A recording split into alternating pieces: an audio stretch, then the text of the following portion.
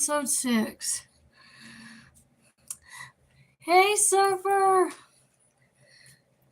Thank you so much.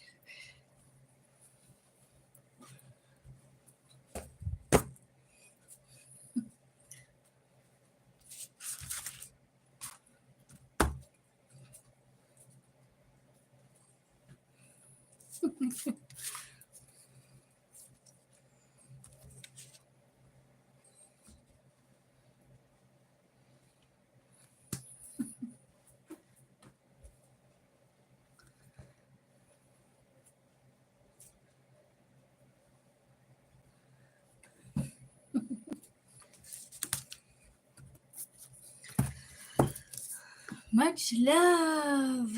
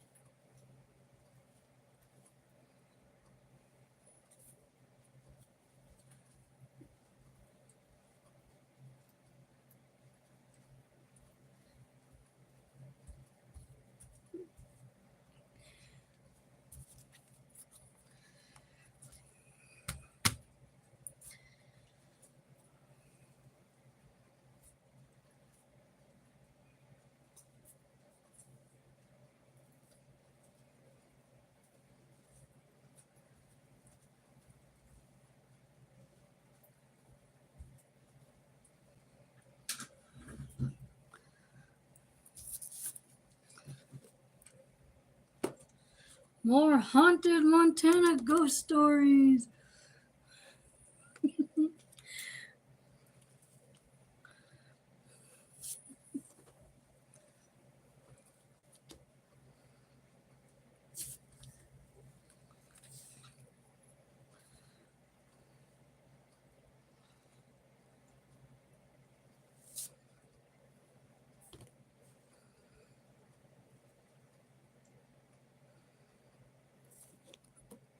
Hey, Sydney Cat!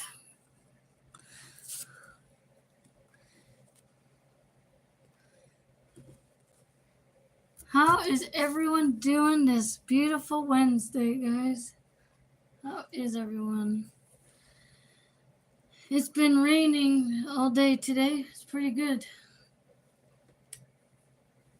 I think it's been raining since last night, but I'm not sure. I think it's only 50-something degrees outside.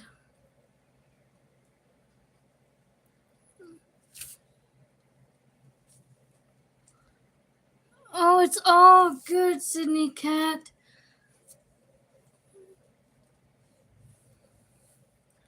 All right. Let's see now.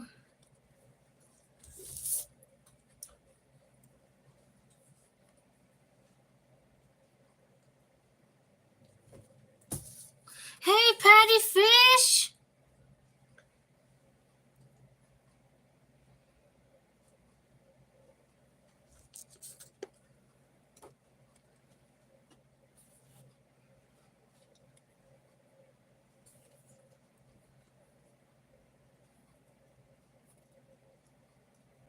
I wonder what's the ghost of Black Horse Lake about. I'm wondering what that is.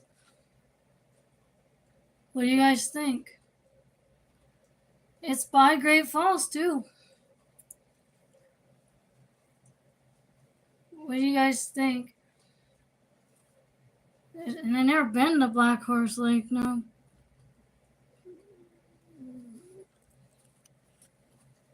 I am doing great, Patty Fish. What do you guys think? Do you want to read about the ghost of Black Horse Lake in Great Falls? I wonder what that's all about.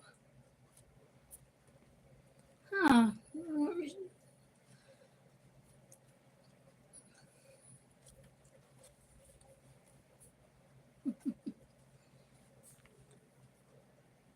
It's by Highway 87. I don't think I've been that road, I don't think, but you know. it's near mile marker 9. Okay, I wonder what this is all about.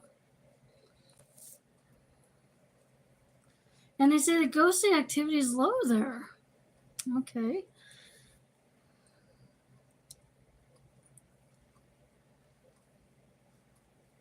Let's see what this is. Here we go, guys. So the history of it is local histories of Cascade County. So I've been to Cascade County. That's Great Falls. And I'm trying to remember other towns, but it's as they say, barely mention Black Horse Lake, except to say that there were large Indian encampments in the area. I guess I didn't know that. The lake is shallow and usually dry, and it's located in a low, reedy area to the west of Highway 87, about 9 miles north of Great Falls. Oh, it's all good, Patty Fish. You guys are amazing. You have a wonderful day, my friend Patty. Thanks for coming. Much love. So then this is what they say about the phenomena. These are like the occurrences that have been happening there. They say since the 1970s, a ghost of a man described as a Native American wearing jeans and a jean jacket, or a man in bib overalls, has been seen late at night on Highway 87 near Black Horse Lake.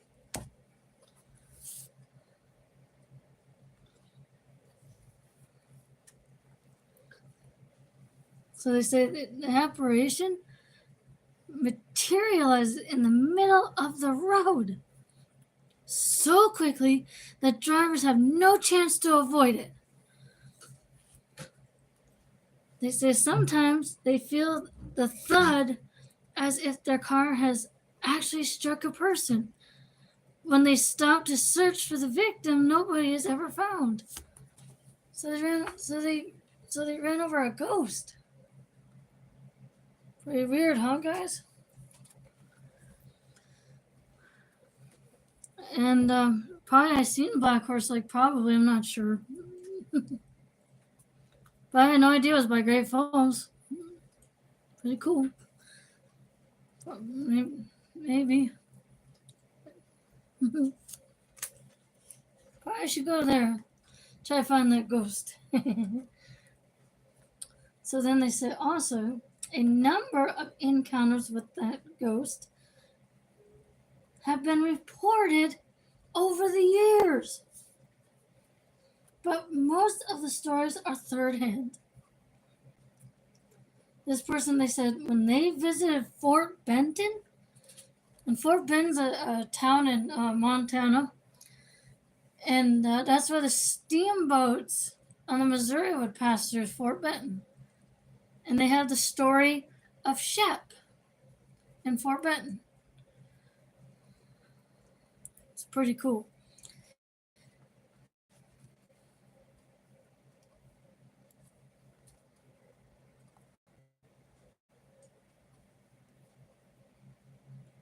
And then they said the person said they were introduced by ghost researcher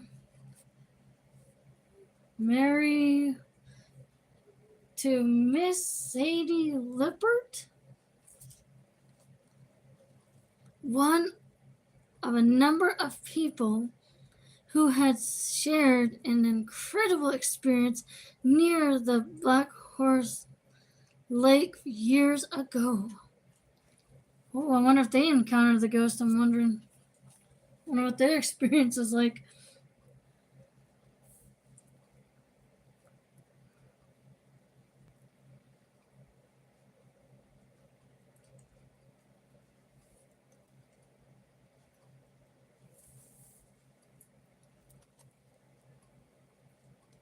I still have here.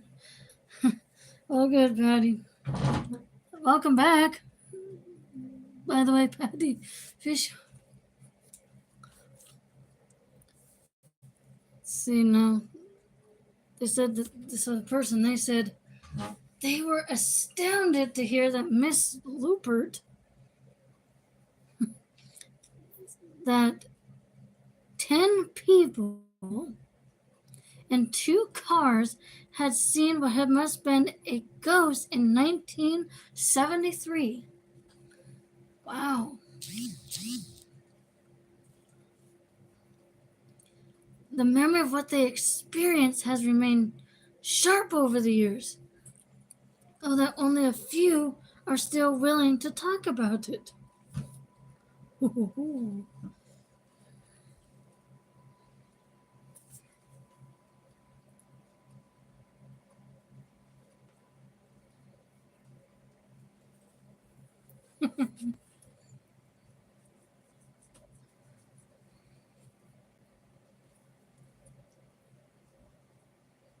Let's see. So, according to Miss Lupert, she and 9 others from Fort Benton had driven to Great Falls to celebrate a March wedding anniversary. Ooh. Then her husband drove 1 car carrying her, their daughter, and 2 others. A local doctor drove the 2nd car with 4 passengers. Hi, Ray! Welcome in.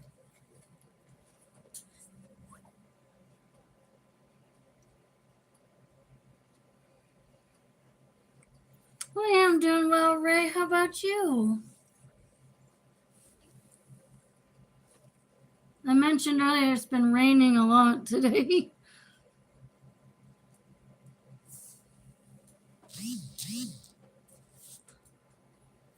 We need the rain, guys. We need it.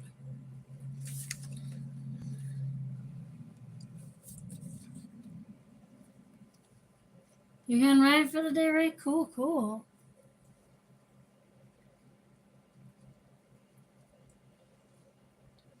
So then they said late that evening, the doctor received an urgent call to return to Fort Benton. And guys, I've been to Fort Benton before. It's pretty awesome. I'll be going to Fort Benton this fall to go visit there with my mom and grandma. We'll be going to visit there and get some stuff, like souvenirs, like postcards.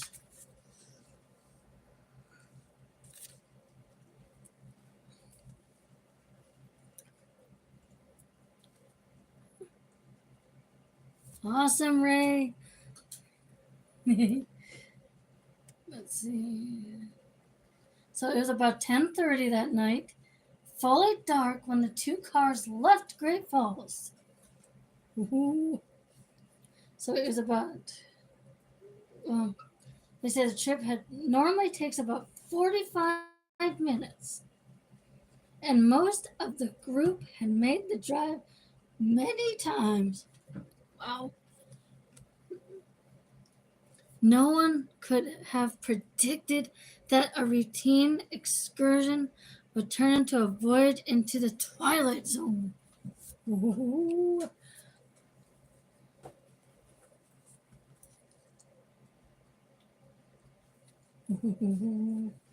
And guys, I've seen the Twilight Zone. That's pretty cool. Rod Sterling did that show, the Twilight Zone. I've watched some of those. Hey, Elma! Welcome in. We're reading about a ghost of Black Horse Lake near Great Falls.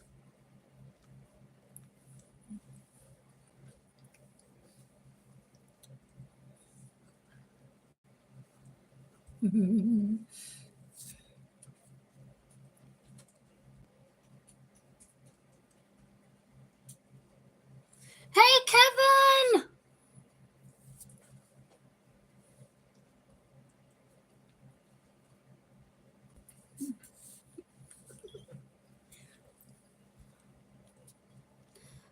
doing awesome today, Elma says.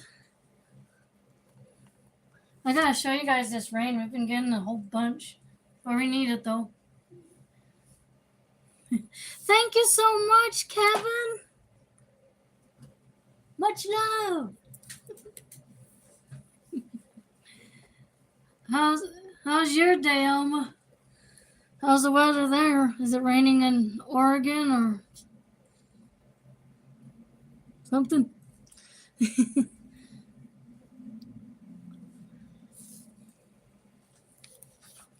Let me see. So the Leopard's car was in the lead. The second car was not far behind.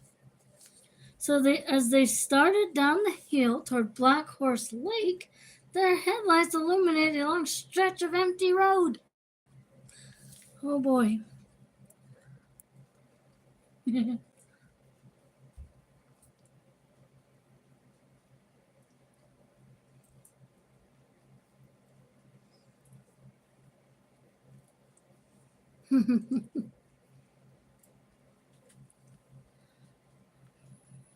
Oh, prayers for you, Elma sis.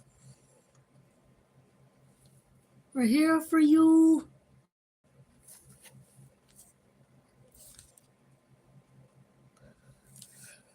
Is Chili in the house too? Here, I'll send you some blankets too, Elma. You can borrow my Yellowstone blanket.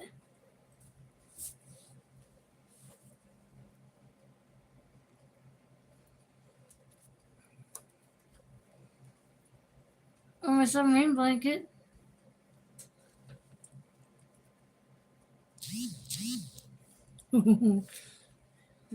Ready, guys? Here we go.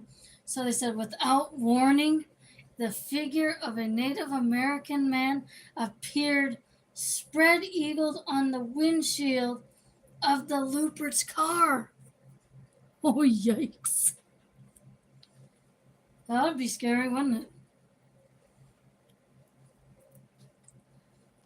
He was maybe in his 30s or 40s, Miss Lippert recalled. His hair was blowing way back. He was just there. We didn't hear a thump. We heard nothing. He was just on our windshield. She said she could still picture it today. He had a red bandana with a little white on it tied around his head. He had a jean jacket on and his mouth was open in a scream. Oh, scary. I remember seeing his teeth. We couldn't see his legs. He flew over our car and landed on the windshield of the car behind us in exactly the same manner. Oh boy. Everyone in the two cars saw him.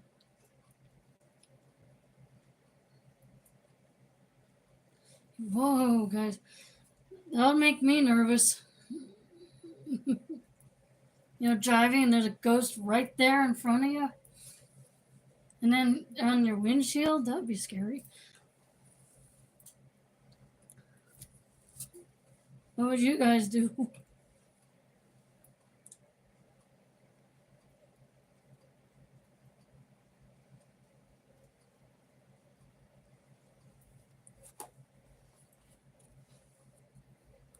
And she said, I said to Bob, stop, we hit somebody. Oh, Jesus.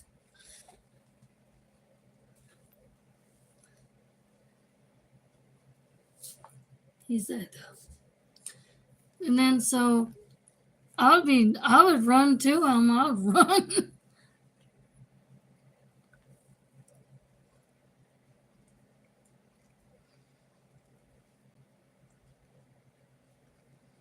Yeah, me too, Elma.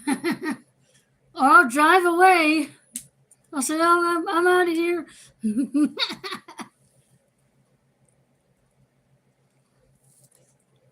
I'll say, what? What the? I'm out of here. So they did slow down, and we didn't stop. The second car did. The doctor got out and called, "Where are you? I'm a doctor. I can help you." No one answered.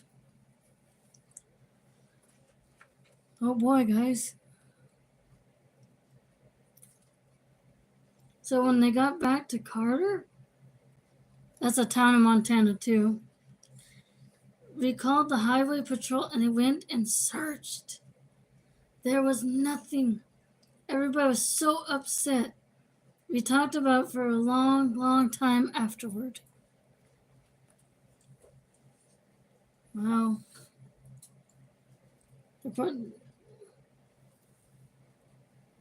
They didn't find the ghost, probably. I don't know, guys. But then they said a lot of them wouldn't talk about it now. But their daughter stopped by yesterday, and I was telling her. She said, "Oh, I'll never forget that."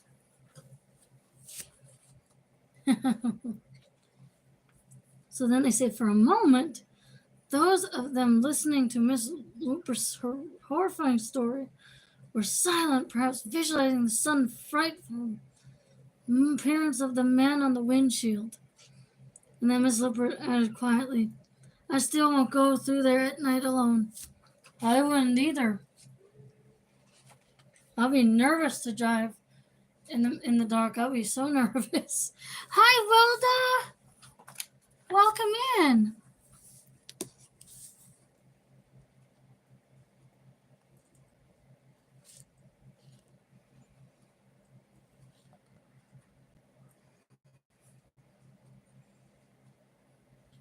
There's a wrench for you there, Wilda, so you can toss up your link if you want.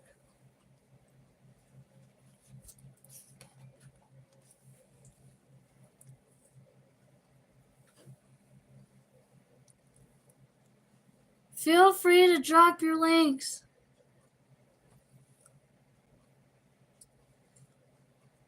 Oh, anytime, Wilda. Oh, cool, too.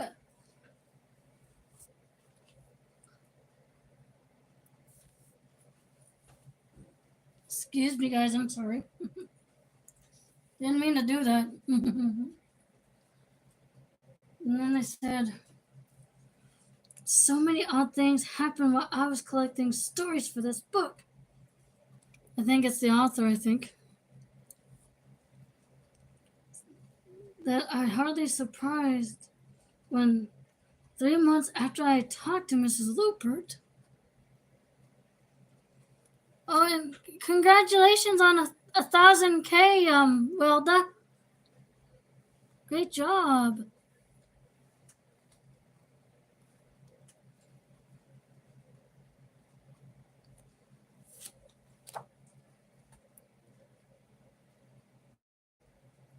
And then after they talked to this lady, another eyewitness surfaced. Wonder if they experienced the same thing. The young man originally moved in Great Falls with his mom before moving to Florida.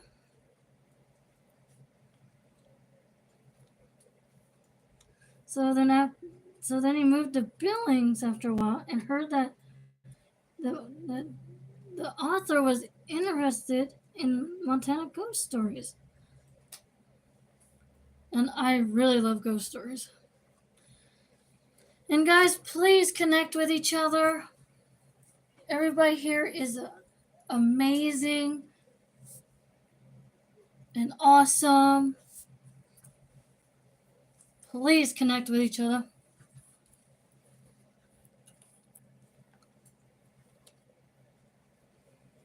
So then the author said, "Have you heard about the ghost of Black Horse Lake?" This guy asked. So then the author, that wrote this, she said, I nodded and quickly grabbed a pen to make notes. Well, there you go. I would take notes too. The guy said he had an experience one night in the fall of 1995. He began. He was driving up on Highway 87 on the way to Havre to pick up a friend. I had just passed Black Horse Lake when I caught a glimpse of a man wearing some sort of jean jacket walking along the side of the road with his back to me. There was no oncoming traffic, so I moved over to the other lane to give him plenty of room. So then suddenly it felt like my car hit something. I saw something flash past the windshield. Oh boy.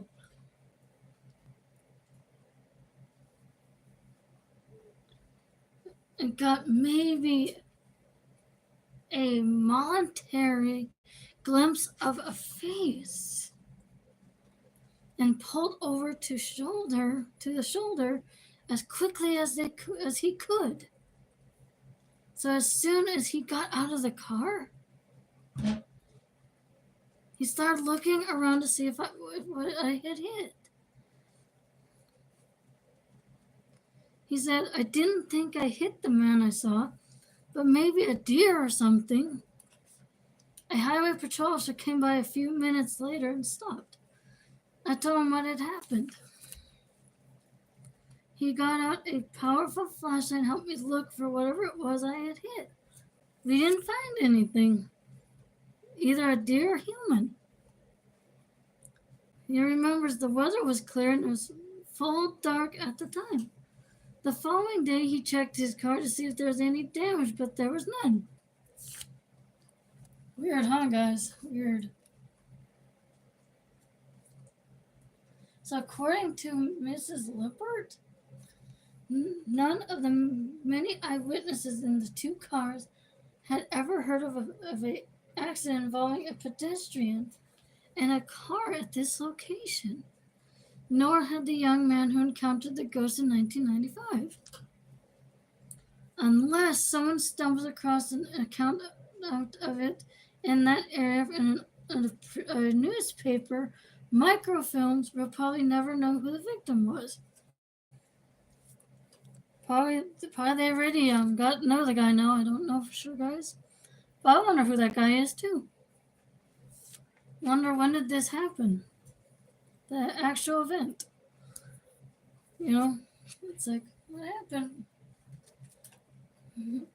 So they say, stay alert if you drive north on Highway 87 after dark, particularly as you approach Black Horse Lake, and until you're well past. You may be the next driver to see the ghost of a screaming man flattened against your windshield. Wow. I wonder when the actual incident occurred. That's something I want to know too, guys. There's a lot of things I'm trying to find the answers to. But anyway, guys, here's my new postcards I got. I got these when I was in Butte. There's Lake McDonald in Glacier Park, Montana. And there's an eagle. And here is a hummingbird. We have hummingbirds up in Montana. I've seen them a few times. I've seen them up by Lincoln when I was a kid with Mom. And here's Glacier Park again. I've been there once.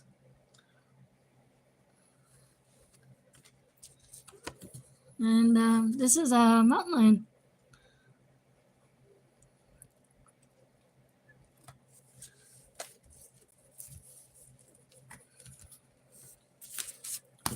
But,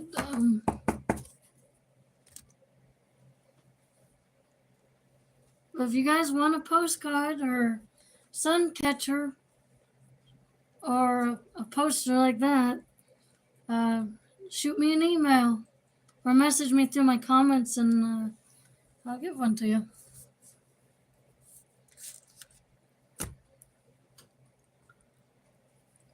Do you guys want to see the rain outside? I'll put my shoes on first.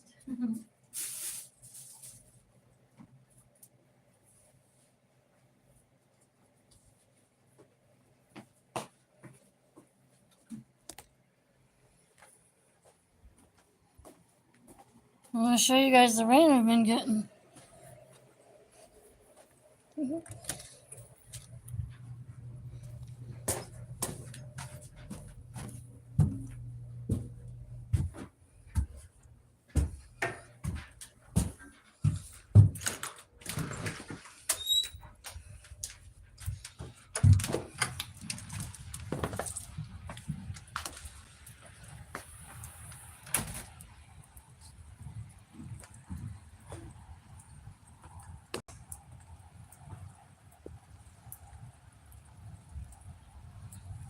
This is the rain we've been getting today, guys. Here it is.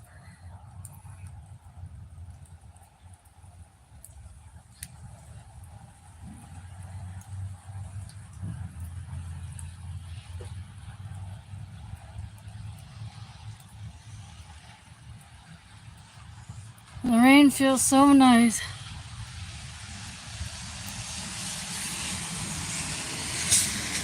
Yep, it is green Alma, yep. I love the rain, guys. Is it getting cold yet at night? There was one night it got into the 40s.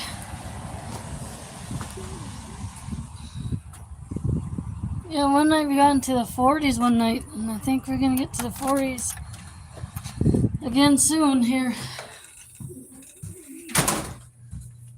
Pretty soon we'll get to the 30s at night or below zero in the winter.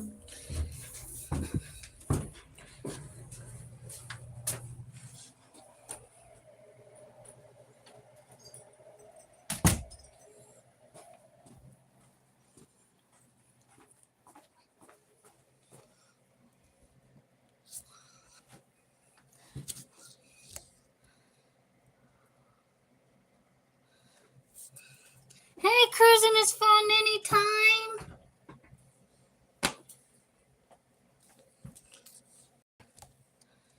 You know, pretty soon in winter, Elma, we're gonna get to below zero temps. Like in winter, we're gonna get to that below zero. We get to like, we get wind chill factors, and when you factor in the wind and the snow, that makes it a lot colder. So then, for instance, if it's like 10 degrees and you factor in the wind, it feels like 25 below zero outside.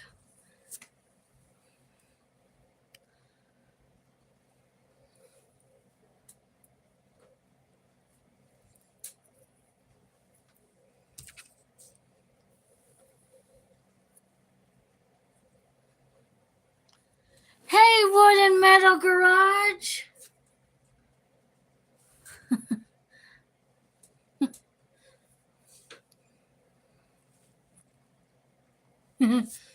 Yeah, and it can snow a lot too.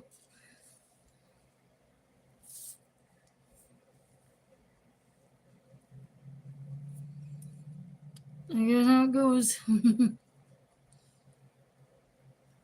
Probably can make a snow dinosaur. You're gonna turn into a Tiffany Sharksicle? Alma. That's funny. Hey, Joe's Candles! Welcome in.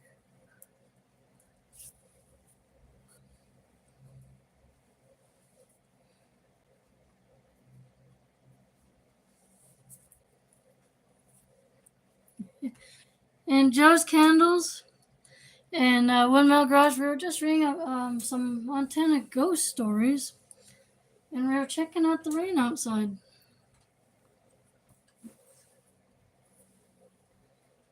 I love it. And now my lava turned into a lava-sicle.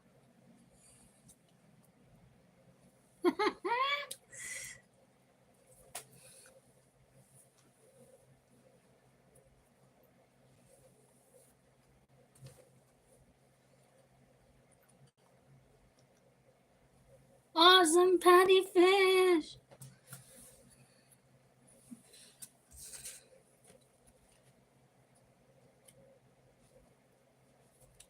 Yep, frozen lava. Hey, Sharon and Jackson.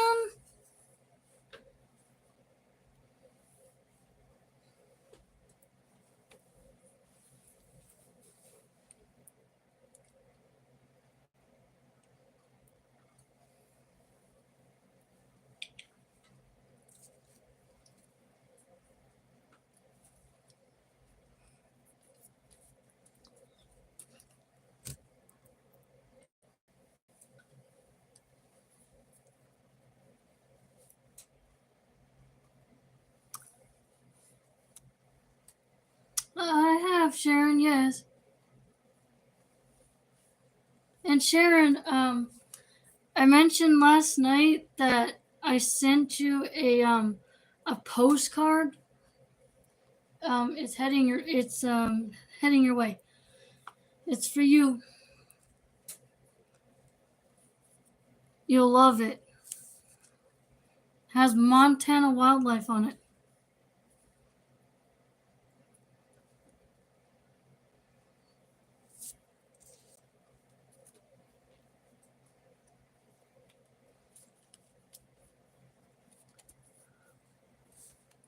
I got my lava in my cherry cup there. What a metal garage.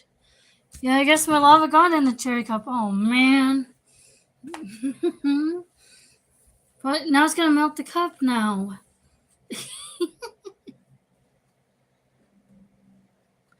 Of course I will, Sharon. I'll let him know.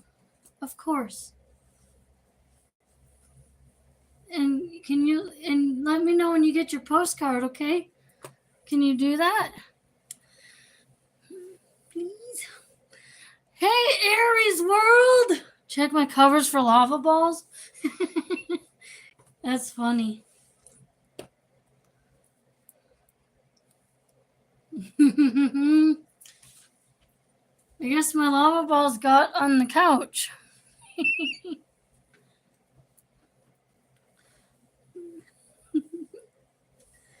I think the rain Aries World had put my lava out.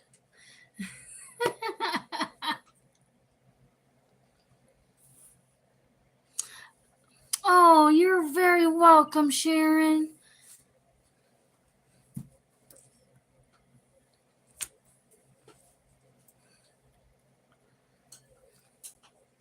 So, Sharon, how are you doing today? We've been getting a lot of rain, but we need it, like I mentioned earlier. In Aries World, I think my lava got on my clock.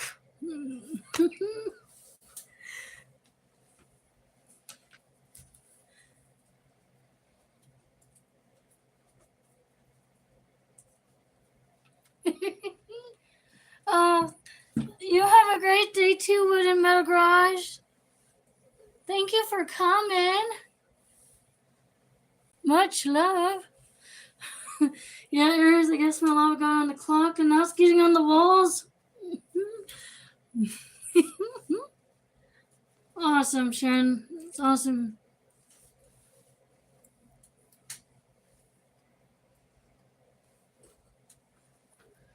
And Sharon, I've been reading some ghost stories.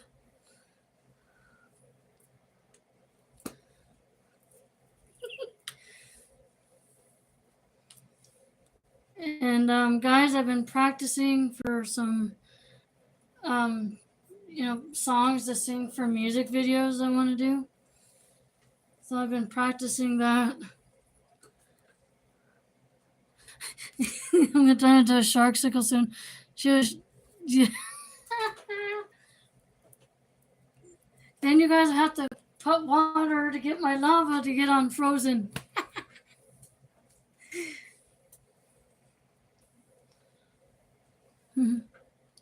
You found half of an arrowhead yesterday, Sharon? That is so cool. I gotta find some of those, but I don't know where I'll look for them though. Zoinks. That's so funny.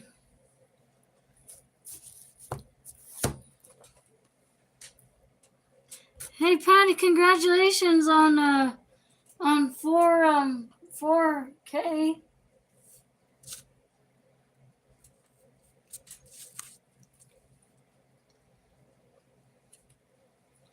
If anybody wants any postcards, um, let me know through email or my comments, and I'll get one to you.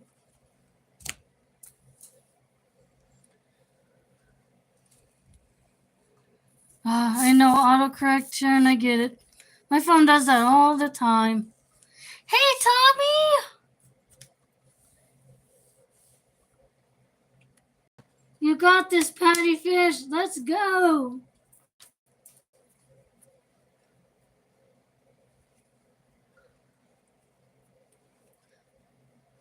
My phone has been updating too, Sharon. It does that to me all the time too.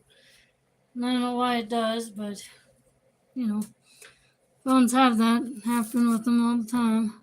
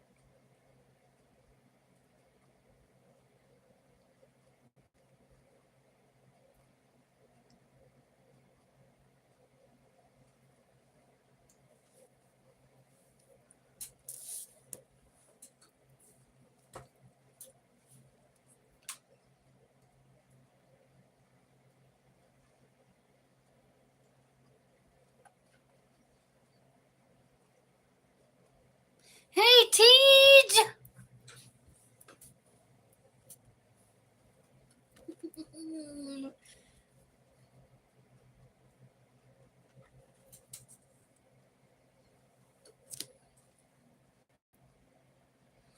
Oh, I get that, Sharon. I get that.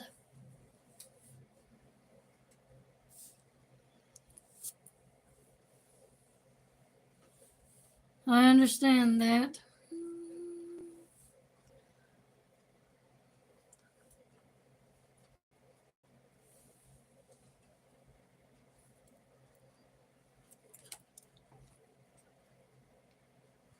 Hey, Hova Jen, welcome in.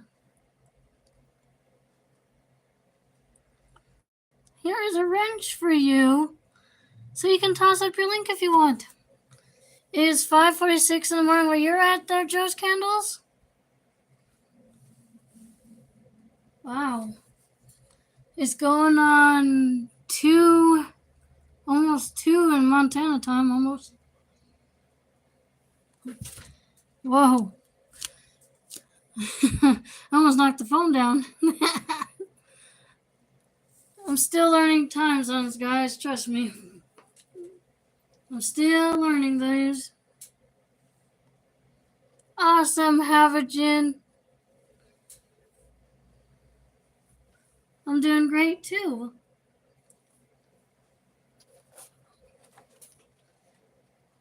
Ghost in a haunted house. Woo-hoo. And that's also in.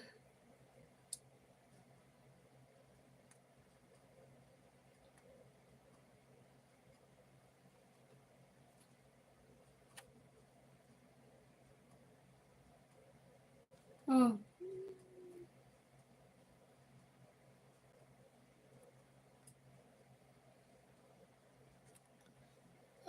Guest in a Haunted House. I think this is in Billings.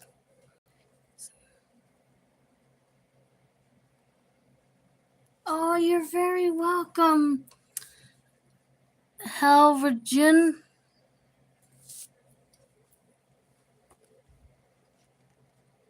And then we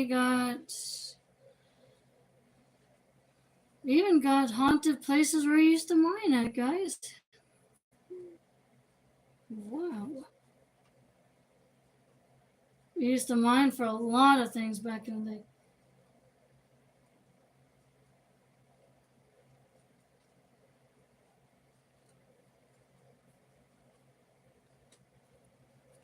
Oh, thank you for coming in, Sharon. You have a wonderful day.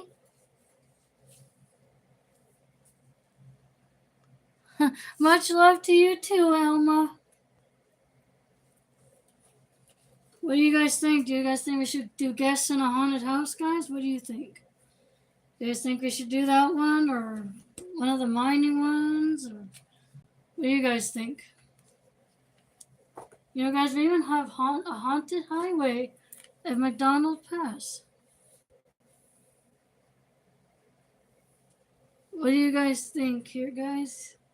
And we even have a haunted college here in Helena called Carroll. You want to guess in a haunted house? Okay. Here we go.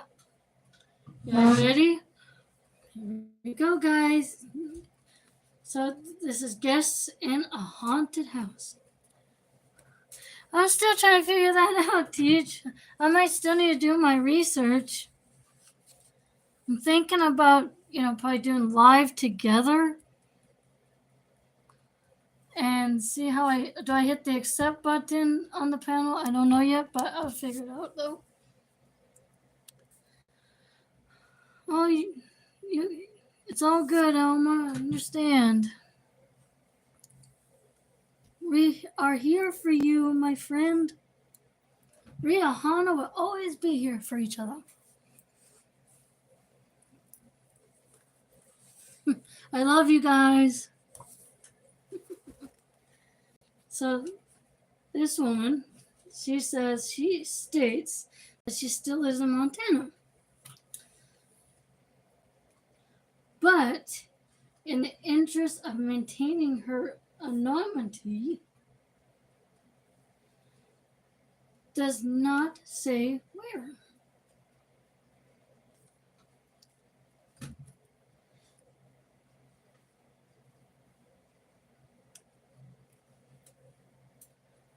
I probably might teach. You guys are the greatest.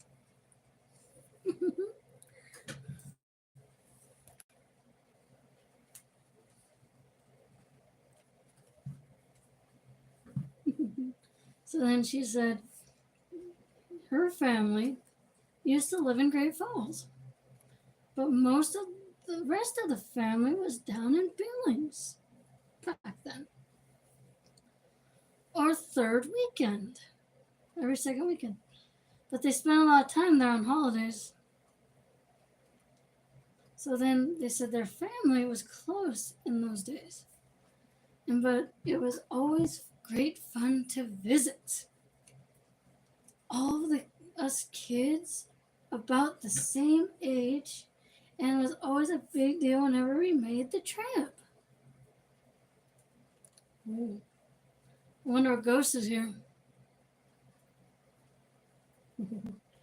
She says her family in Billings was composed of 3 households of uncles, aunts, and cousins. But most of the family's reunions took place in just one of the homes. Okay, very cool. Ouch. I just bonked my toe. So then this lady, she said her dad's eldest brother had the biggest house. She says it was a creaky place and he lived there with her aunt and three of her cousins. Bonk, Aries.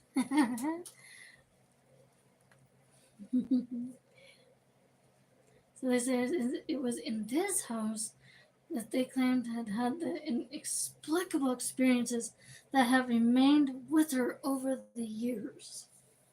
Oh. Hello, forever BFF!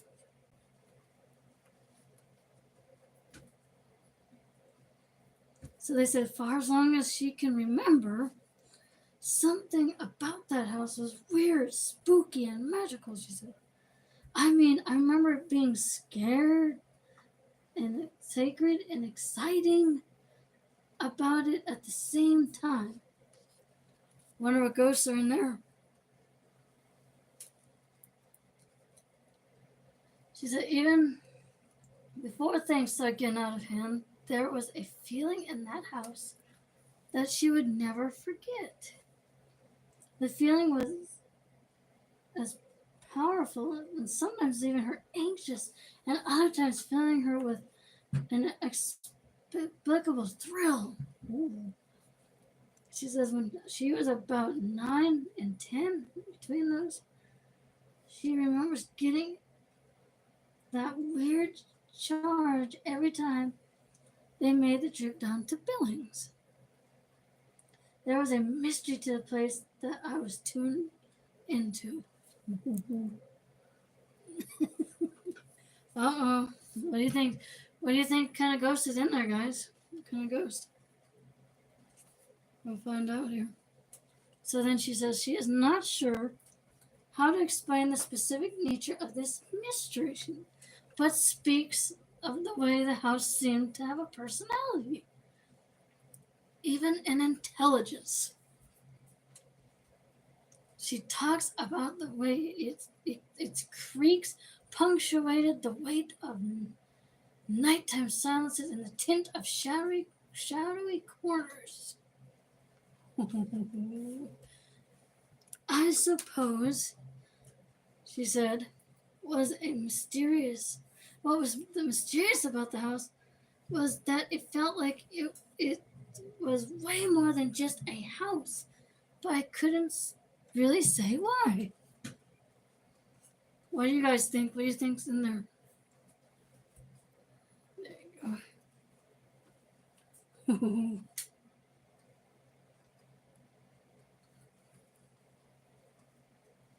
Hey, Henry!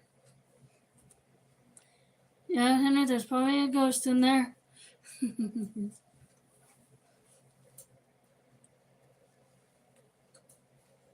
There probably is. And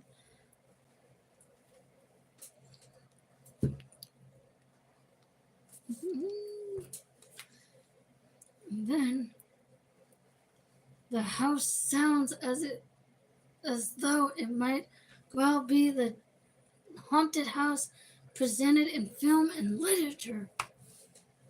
Oh boy. It was lofty, with creaking floorboards and darkened halls and loose shutters. Those are like blinds for your window.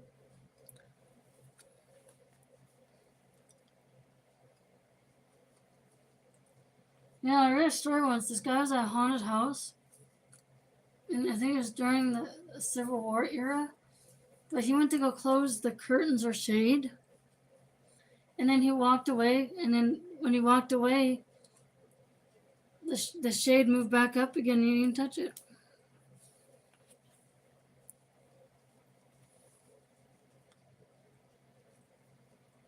It was weird. So then she says she does not rule out the idea that the site of the house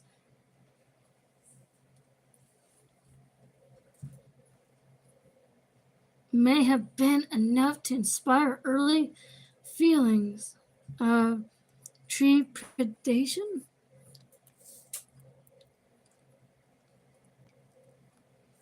Oh boy, here we go.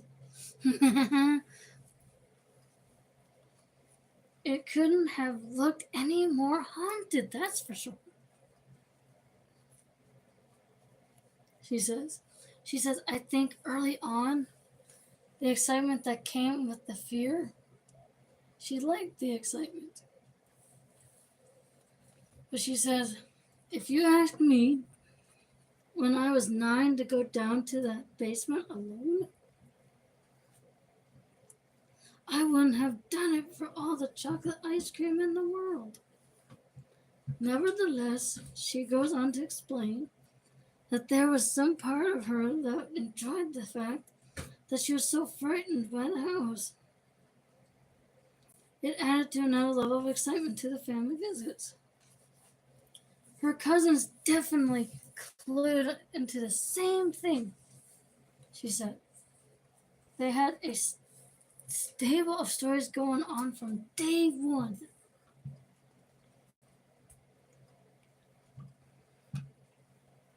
They didn't waste much time telling them wherever they got together either. There was the story about the white lady who lived in the attic and walked down the basement every night. Then there was the guest bedroom that would show up at night. Wow, that's pretty scary, huh, guys? I'd be nervous. So then her cousins did not stop there. They told of a pale apparition, that's a ghost, by the way, that routinely appeared in the kitchen and ran the water and put the oven on and then screamed at anyone who dared to interrupt this nocturnal food preparation. Oh boy. Ghost screaming at you? That's pretty creepy, isn't it, guys? Alright, guys, hold on. I'm going to get something to drink. Okay, I'll be right back.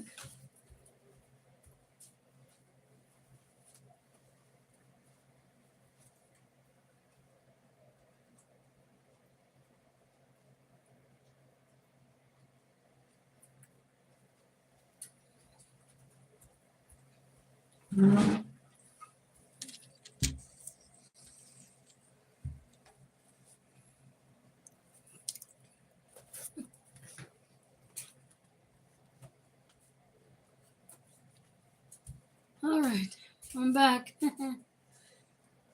say one of the cousins had apparently won the trust of a phantom cat that came out of her closet at night and curled up in her bed.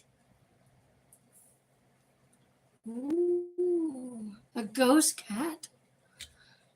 Wow, guys.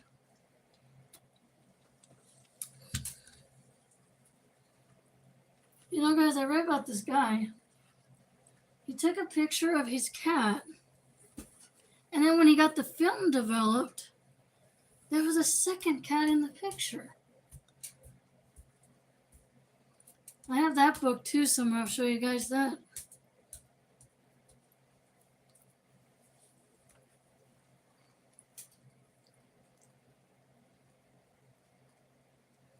And then the cousins described the image of a young girl who was frequently spotted sitting in an armchair in the living room.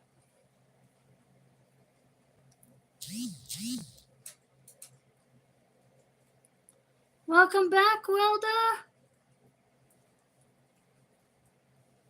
And then they say, in short, the stately house was teeming with supernatural entities. Ooh, guys.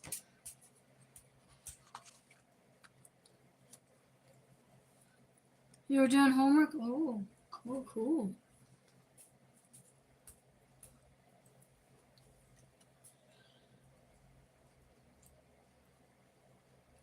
Sorry, guys, if I'm yawning, I apologize. So then they say, today she believes these stories were rooted in her cousin's rambunctious imaginations. That said, she also says that she does not believe they were pure invention, but were inspired by real events. And she says, I'm sure my first impressions of the house came from those stories. She said, you could say they were fun in a way a good scare can be fun. Happy retirement!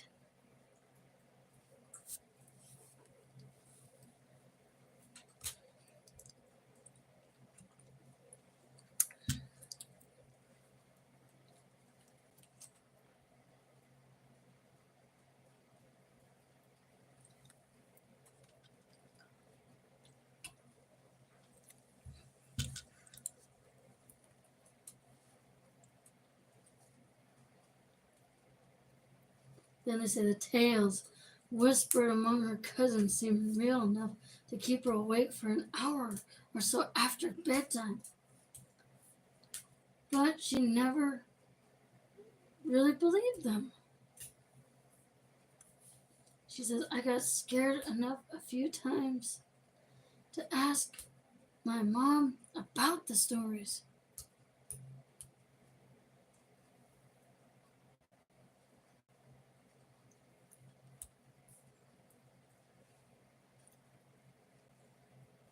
And then she said she took it to heart when she told me there was no such thing as ghosts. I think there is.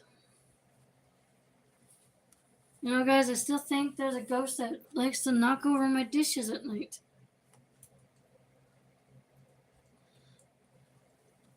Oh, it's all good, Wilda. Yeah, so guys, I mentioned before, I think I might have a ghost messing with my dishes, like moving them around. I'm like, will you quit messing with the dishes over there?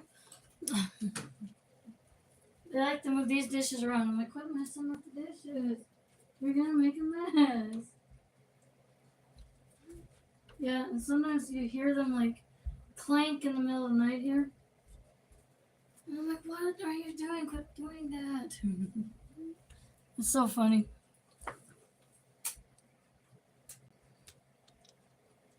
It's hilarious.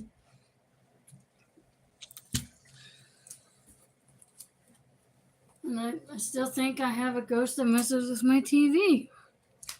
That likes to play with it. Hey, Ducky! We were just talking about my ghost in the kitchen that likes to play with my dishes.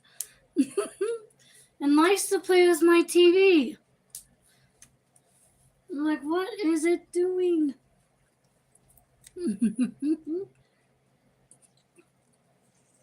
And I think it likes to play with the remote. It's so funny. I'm like, hey, get back the remote. Hey. It's so funny.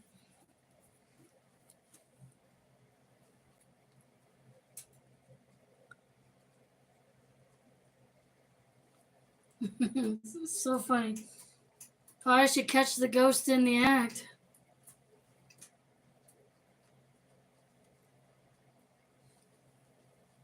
And they said, certain as she was of her mother's words, she was unable to shed her fear of the place and the stories.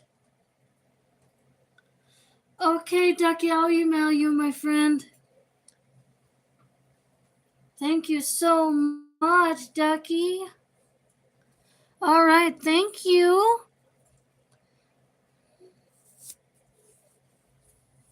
Much love, Ducky.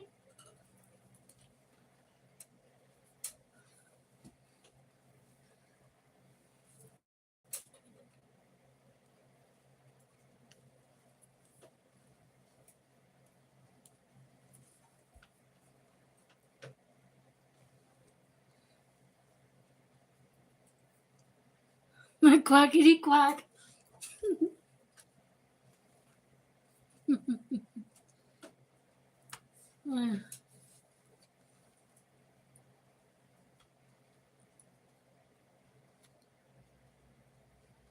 Then she said, the stories her cousins told. So then she said, but it was not until a prolonged story over the Christmas holidays one year.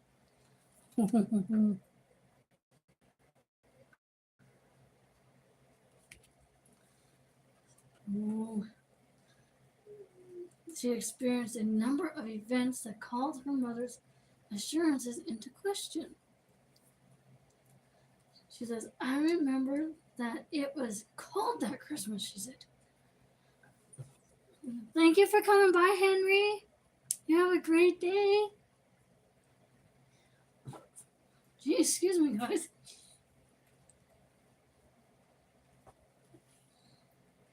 And she said, and then the snow was piled very high. All right, thank you very much, Ducky. Thanks again. All good. You know, Ducky, it's raining here. Do you want some rain? I'll send some to you. I might have to put it in a box.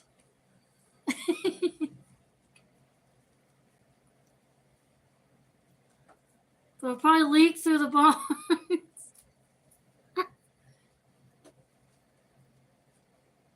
Hey, Olive Shay.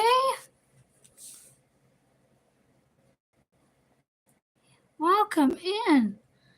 Here is a wrench for you. So you can toss up your link if you want to. You have rain clouds there, Ducky? I'll definitely send more rain to you. I am doing wonderful, Olive Shay. Ducky, okay, I'm sending the rain in a FedEx box now.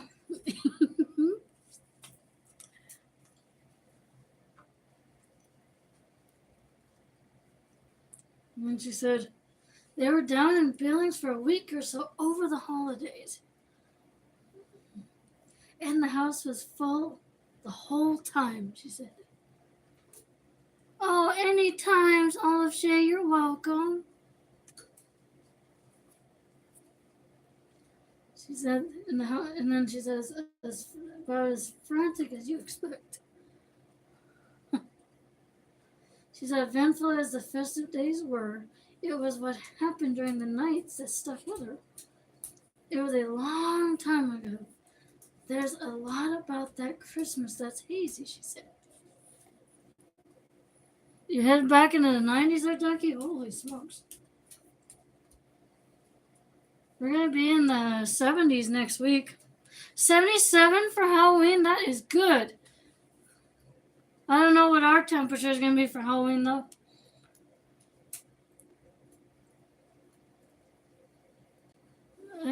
I would take 77, 73, 60s. I still don't know what to be for Halloween yet. I still don't know for sure. I was a lava shark probably last year or years before that. But I don't know what to be this year yet. I'll think about what I should be and see what happens. I'm wondering what is Great Falls' weather? Do I have a costume, Ducky? No, not yet. I don't know what costume I should get. It's hard to choose. You're trying to decide too? Yeah, me too. Me too, Ducky. I just don't know which costume to find, Ducky. I was a shark one year for Halloween years ago. I still have that picture somewhere in my house, but I made it to the top 10 costumes that night. Top 10 costumes that year. I was like 10 years old. 10 years old, I was a shark once. Oh, it's all good, Ducky. I'm from Montana, by the way, Ducky.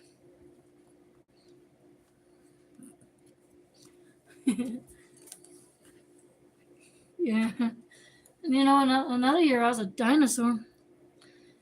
Oh, I mentioned. Oh, no worries. No worries, Ducky. Montana's Bye, Canada. So, oh, okay, Ducky. Thank you.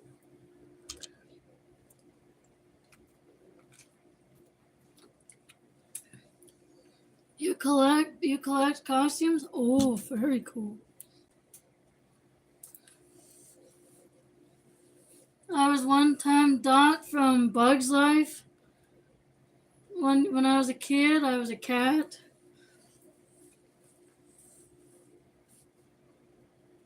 Oh gosh, I'm trying to remember what else I was. A ladybug. It was so cool. And I have pictures of those somewhere in the house too. Gotta find those.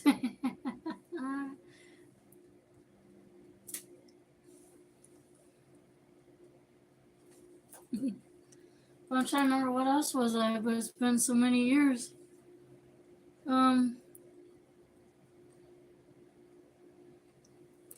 Hey, Pastor Ken.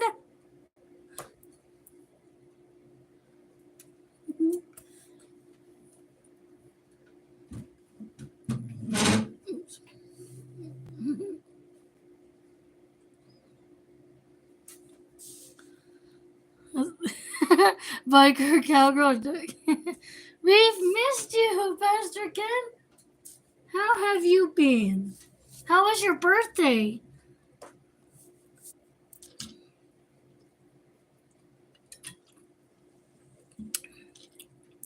Oh, you have a great day too, Olive Shay.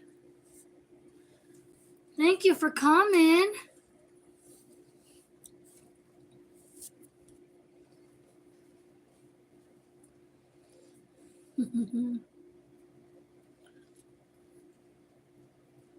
It says she couldn't remember, so back to the story here. She couldn't remember how long they were there. And everything started happening again. You're going to do a live costume dress rehearsal? Oh, cool, Ducky. We can't wait to see. Oh, all right, Pastor Ken. Awesome. You just put together a Chucky costume to add to the collection? Oh, wow, Ducky. You know, I learned his wife's name was my name, Tiffany. Oh, boy. Oh, me too, Ducky. I love Halloween and Christmas, too. And I love Thanksgiving as well.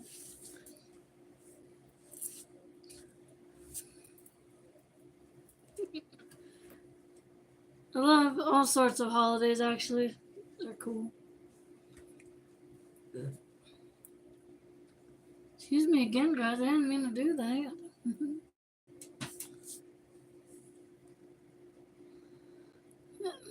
My costume, I should have just tell him. Yeah, I love sharks with passion. Can you believe I don't have a shark costume? Yeah, you might find one, Ducky. You might find one somewhere. Mine was my shark costume. My grandma helped make for me. My grandma made it out of a blanket and some sheets. It was pretty cool. I wish I still had it to show you. But I have a picture of me wearing it, so I'll show you that.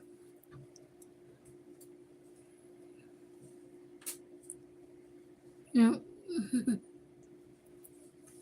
So if I find the picture of me in the shark costume, I'll get it out and show you guys that. Me in a shark costume. It's so cool.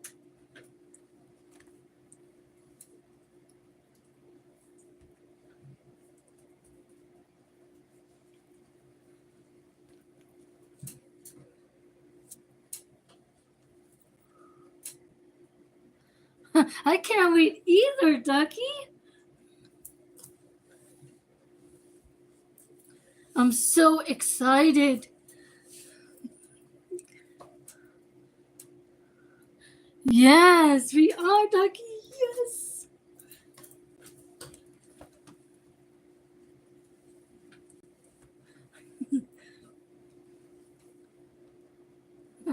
And then I can make a video of me in it. like the costume and say, "Here I am." I'm super excited, Ducky. Ducky.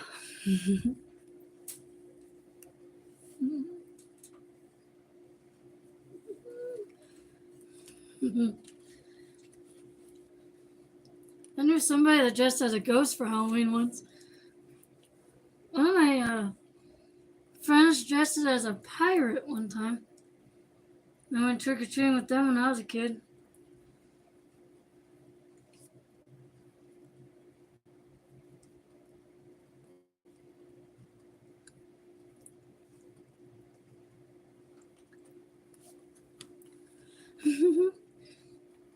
So then this lady, so this guy on the story, she said she could not remember. I'm a shark fan. Um, I became a shark fan when I was a kid. Ducky. I watched I loved sea life, and then I became a bigger shark fan when I saw the movie Jaws and the other shark films I have. I even collect shark movies, Ducky. Oh yes, I love that song, Ducky. I love it. Um, that's my theme song on another channel nowadays. It's pretty cool. When I come in, they sing this this guy and his wife would ring me in with this um shark squeaky, and they'll sing Baby Shark to ring me in. It's really cool. And I'm called that because I'm the youngest one in their chat there. I'm the youngest.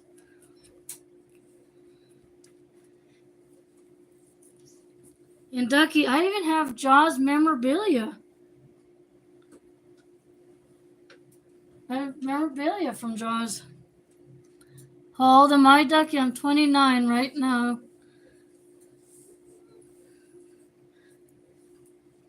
I'll be 30 next year.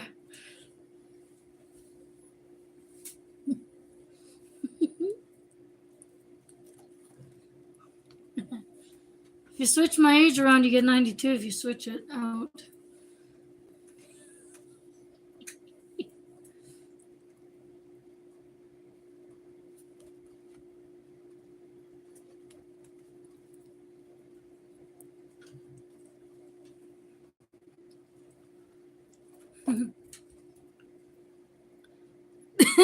You'll be 95 buggers, no thanks. Ducky. If I turn 30, I'll be 3 again. If you switch that.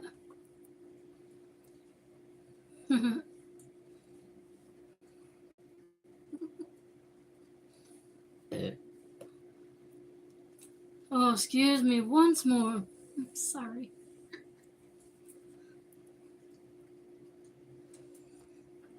You need lava balls today to warm up the pool? Okay, Ducky. Sending some lava balls to warm up the pool. 5 million lava balls. Here you go. Here they come.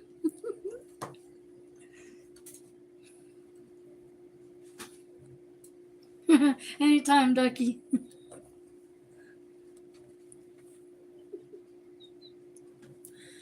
Oh. So then, as I said, start hearing noises in this house. Woohoo. What would you guys say if you saw a ghost? I'd probably be nervous to see one, but.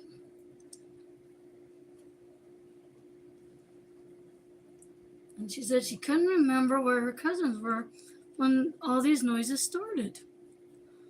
Hoo-hoo, guys. You've seen a ghost, Ducky? Where? I've been to a haunted place before, speaking of which. It was at Little Bighorn Battlefield webcam. Wow. Lots of times though, Ducky? Wow.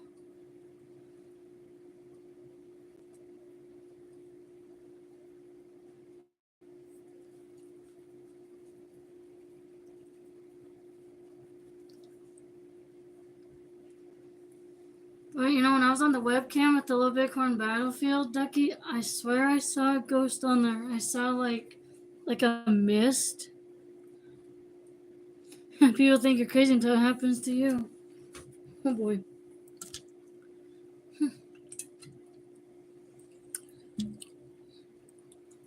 Yes. But I think you have to have like a special permit at night um to go there at night at the Little Bighorn Battlefield. But I'm not sure what the rules are. You know, it's been a while since I've been there. I gotta go there again. Show you guys that place.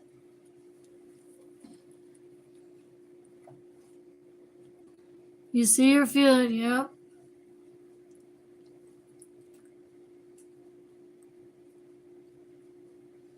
I think I just felt the ghost at the battlefield one day. I was there, and didn't frighten me at all. But you know, you never know with ghosts. Hey, Larry Thompson and Jennifer Thompson.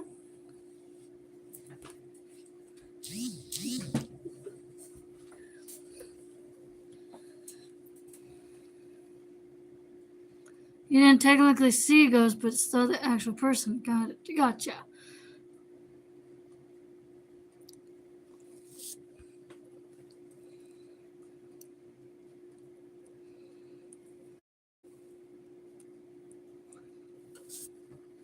We're doing ghost stories, Larry and Jennifer Thompson.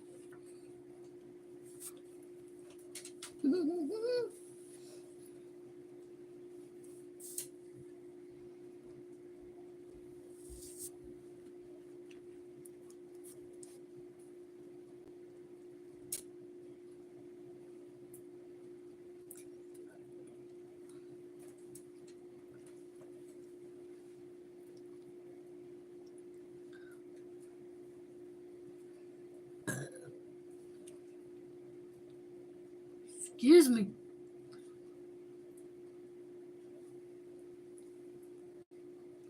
Okay, guys, so LKT, that's Larry Thompson. That's my mom's friend's husband. And my mom's friend from high school. That, that's her husband. Jennifer Thompson's husband. So, and they used to live up here. And now they're living in Virginia nowadays, but um,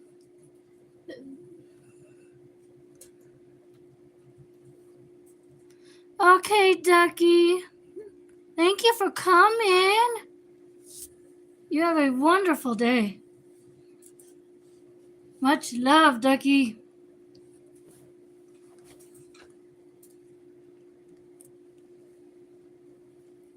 Hold on one second, guys. I'll be right back.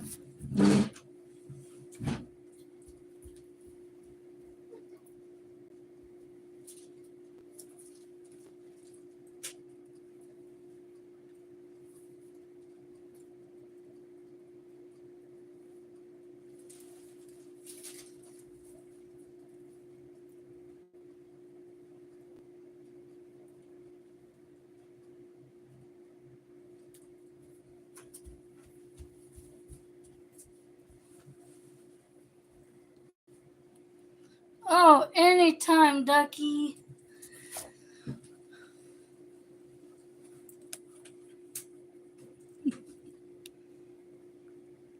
You start your work week today, Ray?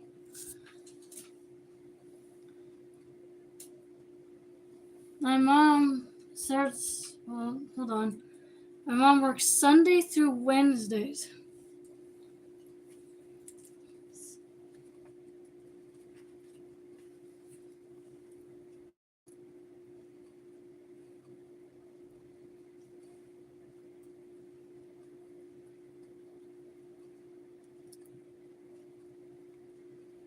So then they said, she said, you You saw in Mexico a ghost teasing a dog? Oh, yikes. Elma, that's scary.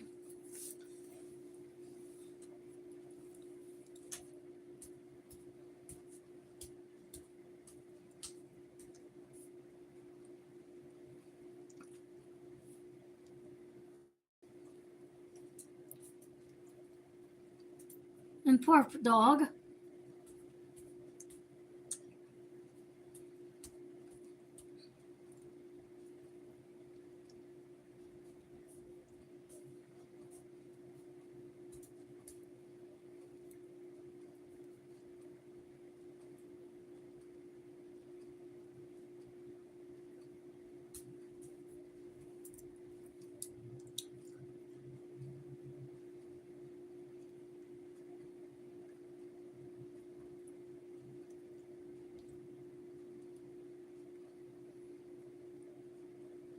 And she says, what do I remember is that she first heard footsteps treading through a house sometime late at night. Well, after everyone had gone to bed, and that she seemed to be the only one who heard the steps. She said she was sleeping on a mattress on the floor in her cousin's room. And I can hear them clearly on the other side of the door, she said. She says it sounded like something heavily dragging across the hall. She said she went to her cousin's bed and shook her awake. By the time she was awake, though, the dragging stopped. She continues, she didn't believe me either. The stories were one thing, but she wasn't happy about being woken up because her crazy little cousin heard something in the hall. Hey, Uncle Shark! Welcome in.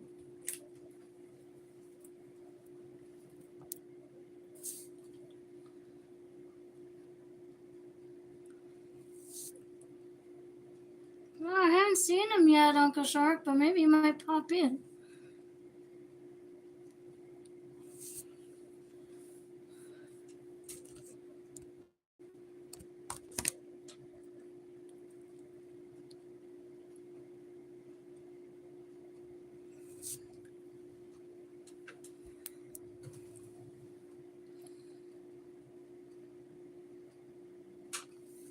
Wow, Elmo, wow.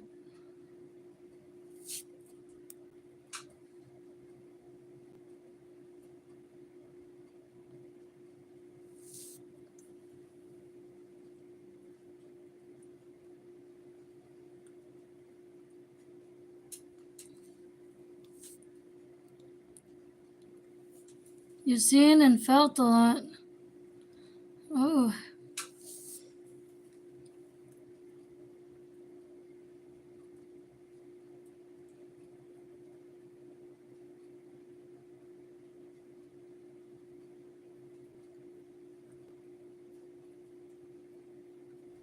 I just never seen a ghost in person. I just seen him on a webcam. That's about it.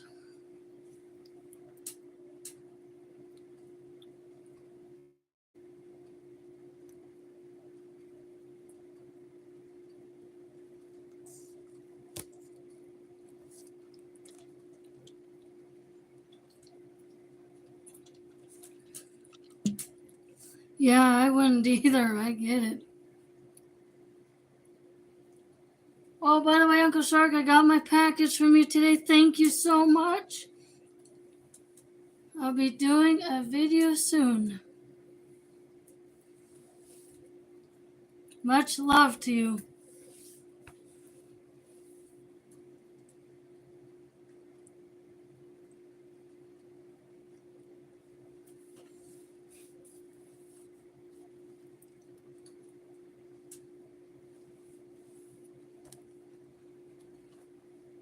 And Uncle Shark, I think I mentioned this before.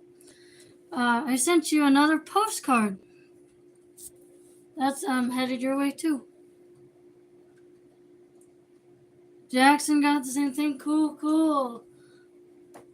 Sharon told me she got her package from you also, and she says thanks.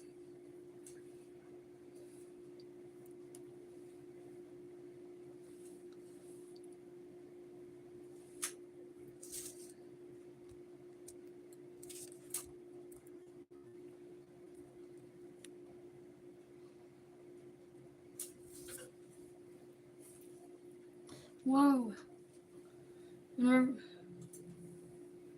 Okay, I'll tell her that, Uncle Shark, I will.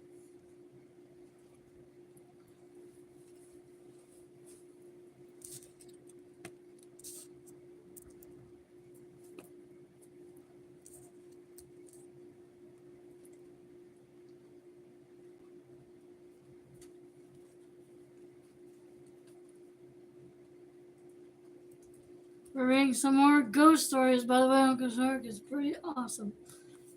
We're reading about a haunting in Billings again, another haunting.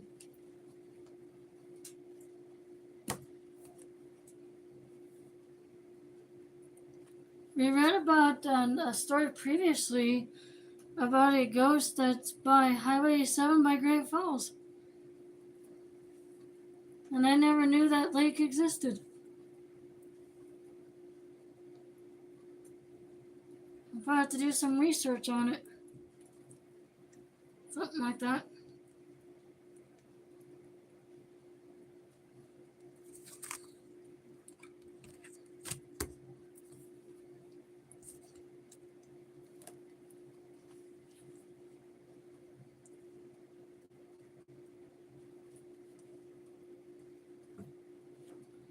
Um, so then, let's see. There we are. So they say the next morning, she didn't say a word about it. The all I knew, she doesn't even remember that it happened.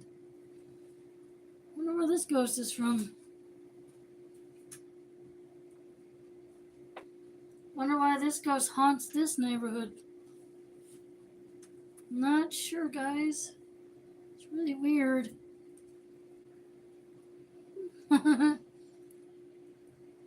Well, let's see why it does. Probably this story will tell us why. And she says she did not say anything either. She said she explains that she was never among the more extroverted of her cousins, so she did not relish the attention such a claim would surely bring. So then she says, furthermore, at that point, she was not certain about what she thought she had heard. Could it have been a dream after all? I don't think so. I think it was a ghost dragging something in the hall, guys. I think it was. If I heard footsteps or something, I'd think there's a ghost there myself.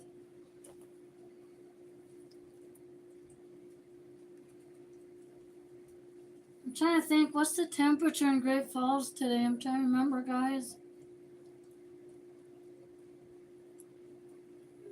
Nope, I don't, Alma sis. Nope. I mean, if I heard footsteps, I would think it's a ghost, all right. I'll think it is. But I don't think I'd open the door. I'll be really nervous to open the door. Really nervous. Opening it up.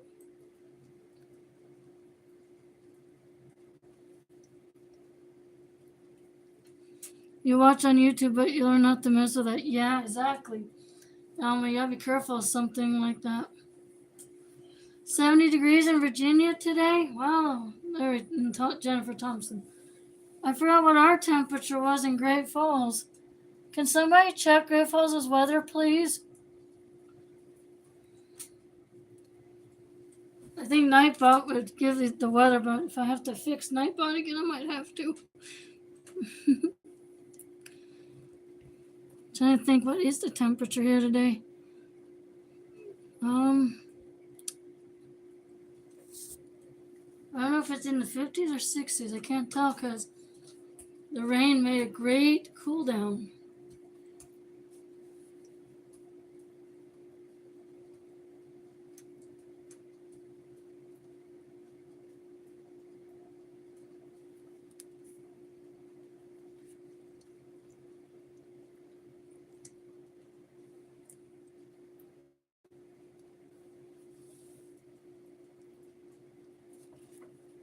$90 degrees in May, Uncle Shark? Whoa. It's starting to cool off a little bit.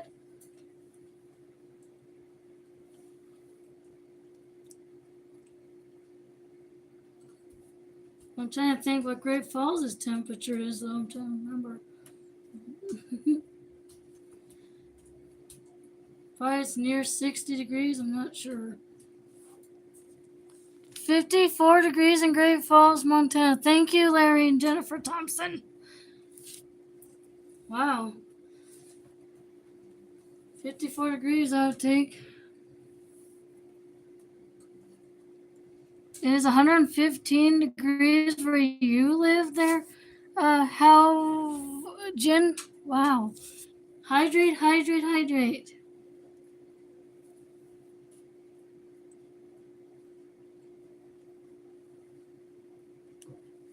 Excuse me again, guys. Sorry.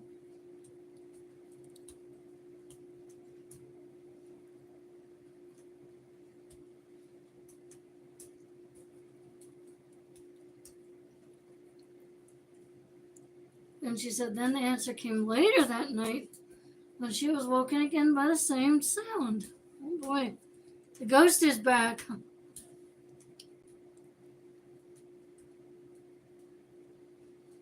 Oh boy, guys. The ghost is here. Mm-hmm. So for many years to come, she remembered that she saw that night. And would ever after try to determine what she saw when she opened the bedroom door. She said the sound got louder when she opened the door. Yikes. She said there was nobody in the hall, but the light hanging on the stairwell was on. And she could see a shadow on the hallway wall. Much love, Sydney.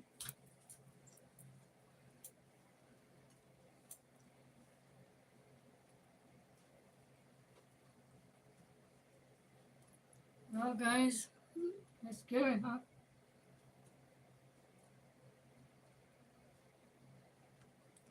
That's why I'll be afraid to open the door. The sound will get even louder, or I'll see something scary. And then she said it was the shadow of a person, a man, going slowly down the stairs. That's what it is. And she said, other than her assumption that this presence was a man. The only other detail she was able to absorb was the smell.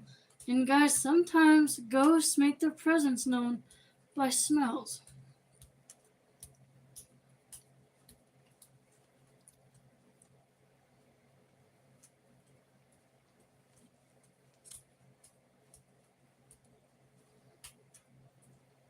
She said there was nobody in the house. No one in the house smoked cigars. But as soon as she opened the door, there was a real thick cigar smell. Ooh. I think there's another ghost like that too. That does that same thing. Then she says, she shouted in the hall asking who was there. There was no response. And when she called again, the light went out on its own. And the shadow vanished, and her mother stepped out of the next bedroom. That was all. My mother quieted me down quick enough. I told her there was someone in the house, and she told me that I had a bad dream. It wasn't a dream, it was actually a ghost.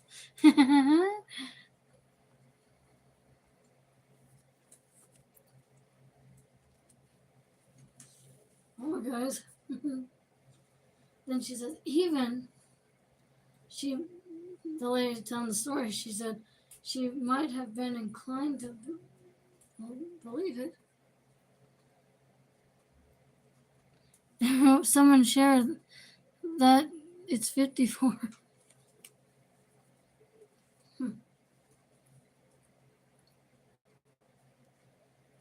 But there was not even a trace of the cigar smoke in the air either. Oh, it's 54 degrees in Great Falls right now, Elma. That's what the 54 was. It's all good. We're in the 50s right now. Very cool.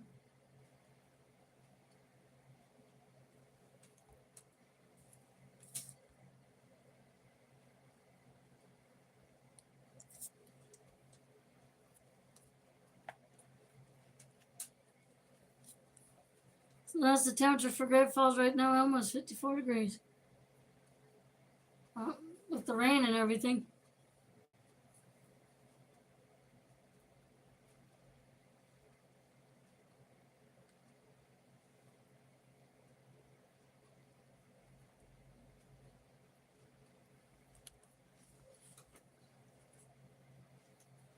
Then she said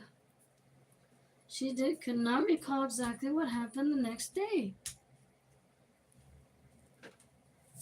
Where are you at? That's 115. Oh, Halvergen. So you're at 115 degrees. Where are you from?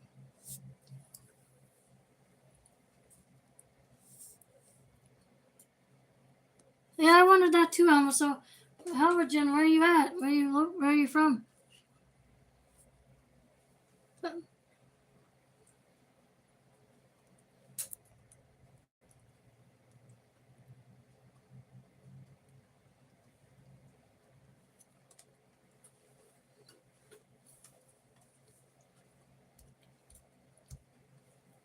She said she doesn't remember whether she talked at all about what she had seen. If she made a big fuss about the previous 2 nights.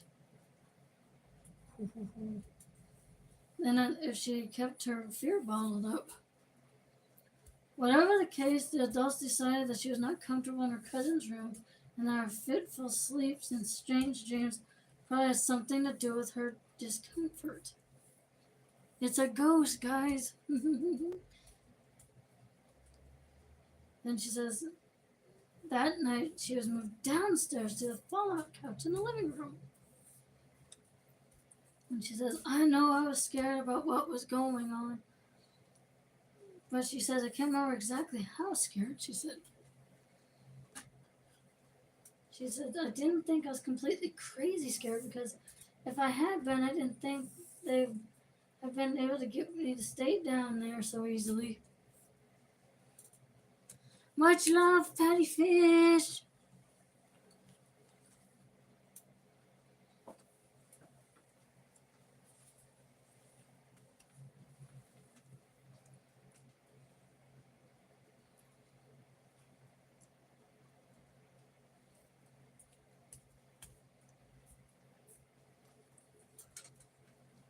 And then she said, by that point, she thought, I was sure something really weird was going on.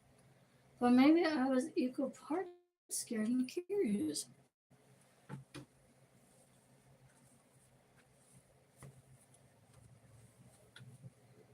So then she said, if she had put up any kind of fight of being relocated to the living room, there was no means.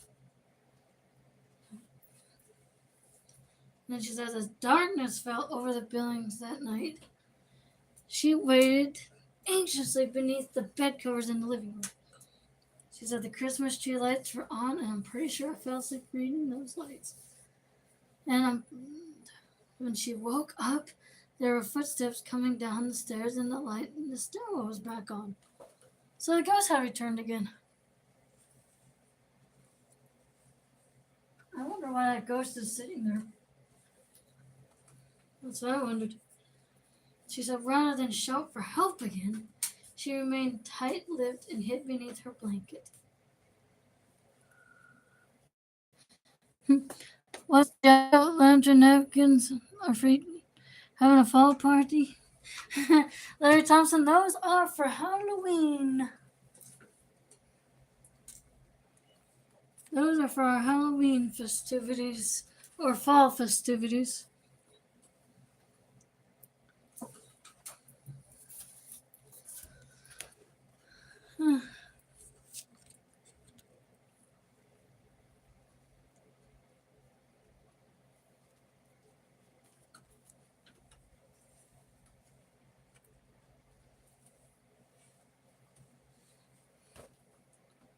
And she said, What else was it? Let me see. Then she says, only peeking out to the stairway as the shadow of the man came slowly into sight. Came back.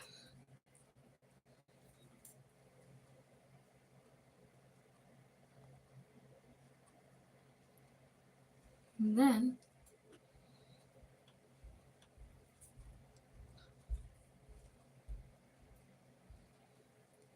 a lot of details about what happened are fuzzy now, she said. Excuse me. Then she said, but she still remembers what she saw that night like it just happened.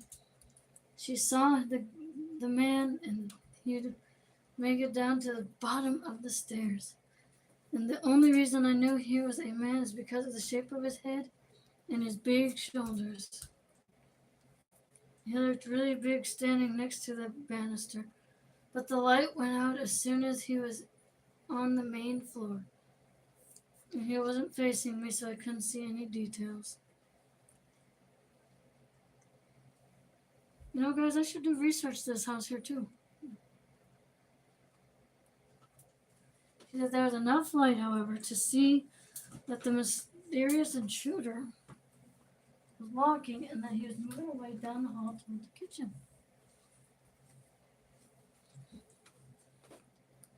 She can also see that the figure was walking with a heavy limp. The black silhouette lurched as it went, dragging a dead foot behind it. She said somehow at that moment, the young girl gathered her courage to go after it. Oh, God, if I would go after it, though. She says, I think I followed him because he didn't know I was there, she said. Looking at him, and I got this feeling that he was unauthentic in a way. And he didn't even know where he was or what he was doing. Like he was going down those stairs because he didn't know what else to do. So she said, whatever this figure was,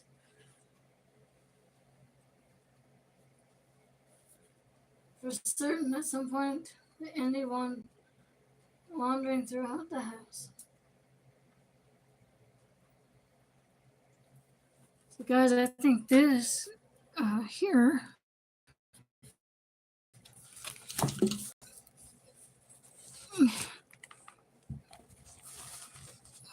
there's the figure right there. I think they captured a picture of it. There's the picture right there. Oh, thank you so much for the share, Patty Fish. Much appreciated.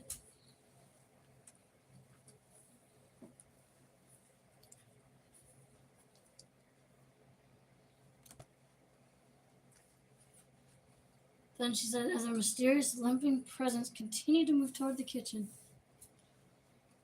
And then she says she was more than a little frightened as she made her way down the hallway after it. Hey, Barry! Happy Wednesday to you, too. It's almost the weekend. I'm so excited.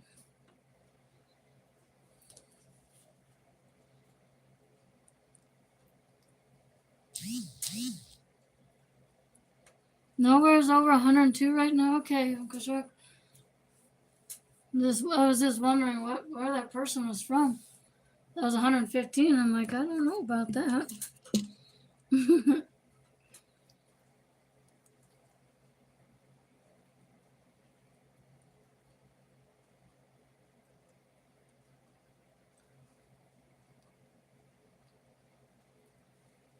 You know, Uncle Shark, we're supposed to get to the 70s next week, 70s and 60s. So fall weather's coming.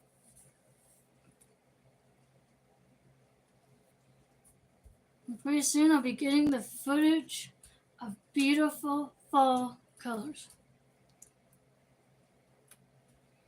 Of red and orange and yellow leaves. And some of the leaves are already showing their colors already.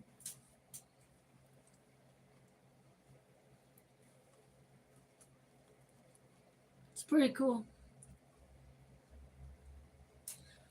Hey, my girl Waffles!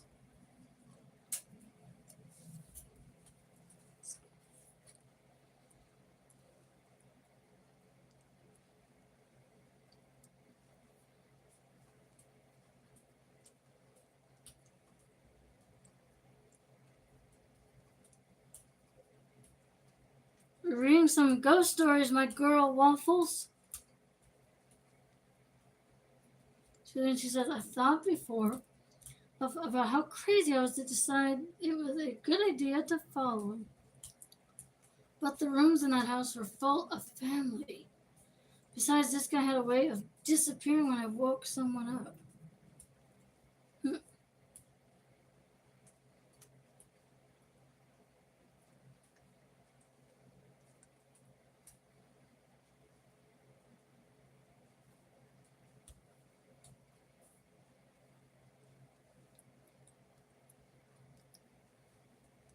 So then she says, so it was that.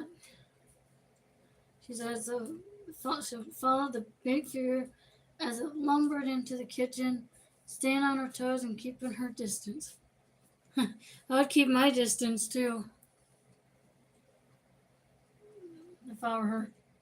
I'll be nervous to follow a ghost around. I'll be really nervous. It'll be cool to follow one though.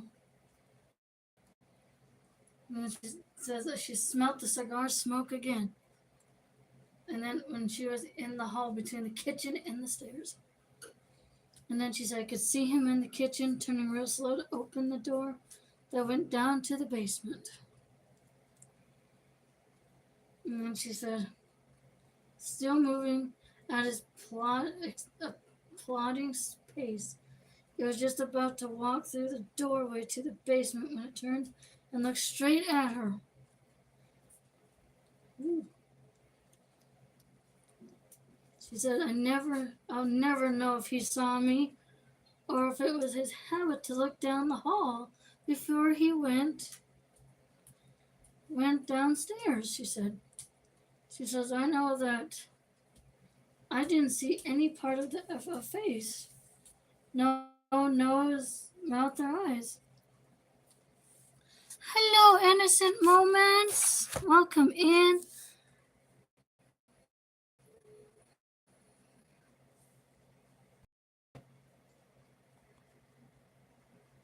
Here is a wrench for you.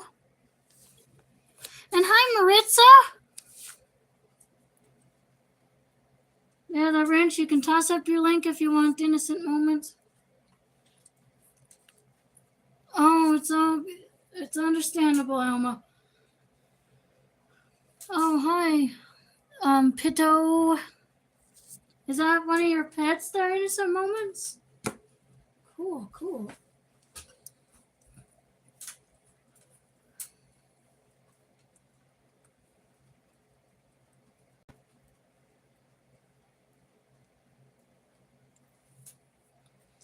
Hi to Hadley and Ava.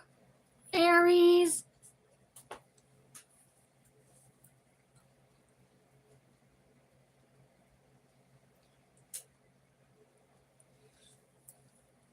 Oh, your parrot. Cool. That's a cute name. Cute. Guys, feel free to drop your links. Feel free to connect with everybody.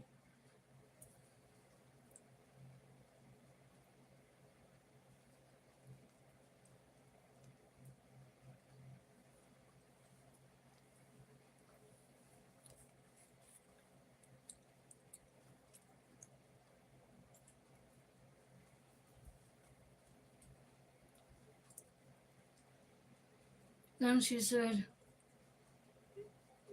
he was just a black shape and he looked like that for a few seconds and then went down the stairs. The door shut by itself behind him. Wow. And then she said, at this point, she drew the line. She says she did not follow the black shape down the stairs, but slowly opened the door and looked into the basement. It was so dark, but she swore she was able to see the heavy shape descending clumsily. The cigar smoke still wafted in the air, but grew fainter and fainter, and the footsteps seemed to fade with each step. And then she was standing in the kitchen by herself. No footsteps, and not even a hint of cigar smoke. She waited there a little while longer, half expected to hear shouting from her cousins who were downstairs, but there was only silence. Given her family's reactions from the previous 2 nights, she thought it was best not to tell anyone of what she had just seen. Instead, she went back to her bed in the living room, not sure if that that she had seen a ghost, but she is still sure today. I don't know when this incident happened, guys.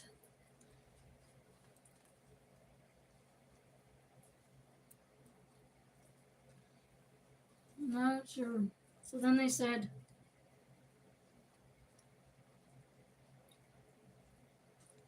and she said, this unnerving nocturnal experience wasn't the only time she was aware of the presence in her cousin's home.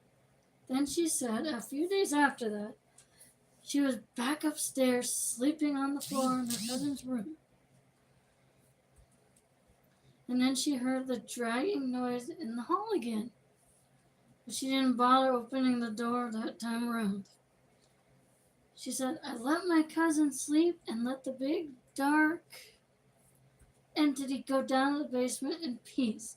He didn't seem to be doing any harm down there anyway. Yes, no, guys.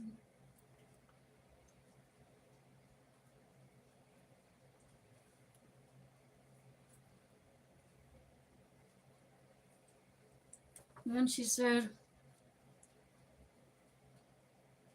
over the holidays in that house, she says she had become aware of all sorts of strange little incidents that she had previously not been aware of. Wonder what those are. She said, every time I went to bed, my nighttime book was in a different place. Wonder if the ghost did that. She said, every time I went to bed well, no. We read that already. Sorry, guys. She said, my dad kept complaining about how he was misplacing his cigarettes. Uh-oh. Why the ghost did that too, guys. You never know with ghosts, they're sneaky. And then she said, I remember hearing the grown-ups talking about how bottles of wine and rum went missing. Probably the ghost drank those. Then she said, two cousins who were sleeping downstairs in the basement talked about having nightmares of Rick James every night. And then she said, all these events came with easy explanations, but each case she found herself thinking about the ghostly black figure making its nightly tour from the top floor of the house to the bottom.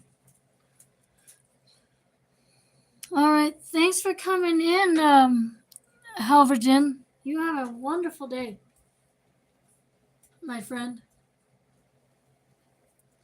Thank you, Uncle Shark. Thanks. So I wonder what happened to that ghost in that house. I don't know for sure. I probably might have to do research on this. Then she said, I've been carried to what I saw in that house for the rest of my life. She says I wouldn't call myself obsessed about it, but I definitely got interested in spirits and ghosts, and I still read all about that stuff like mad. Kind of like I do.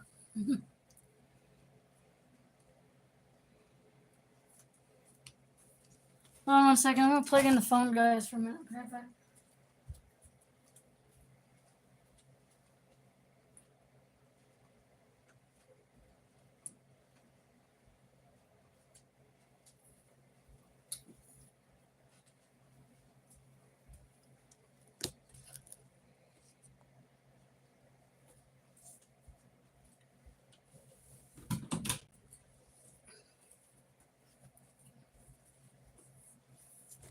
Oh, I almost dropped the phone again. You don't want that. Dropping the phone on the floor. There we go.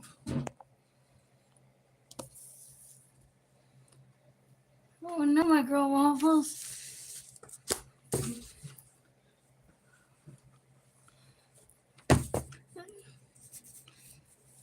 Oh, you got this, my girl waffles. I gotta go charge my phone. I got the charge right here. There we go.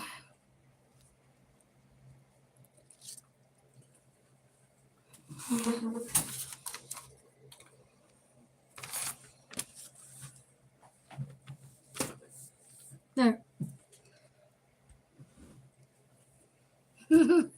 Sorry, I had to clean some stuff. There we go.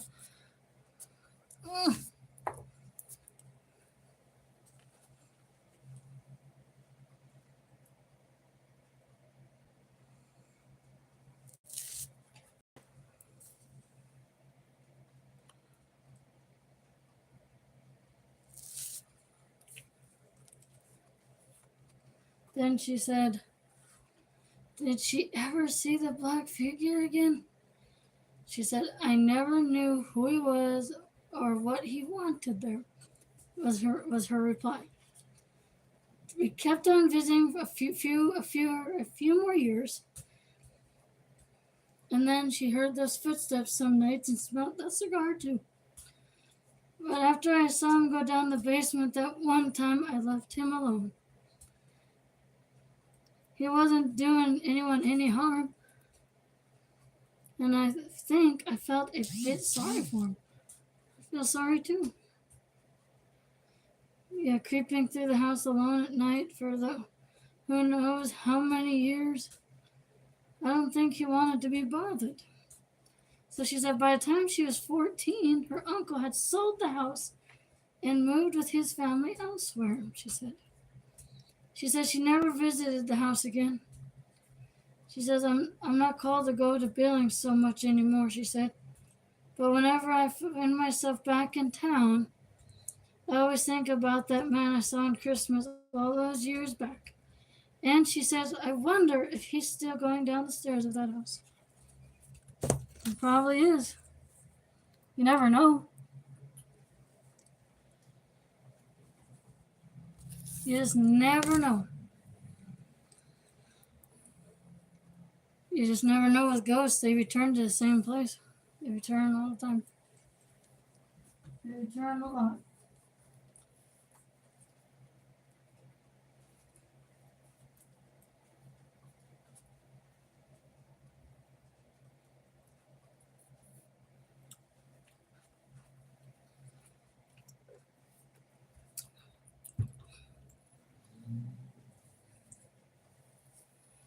Yeah. And guys, I haven't been to a haunted place since.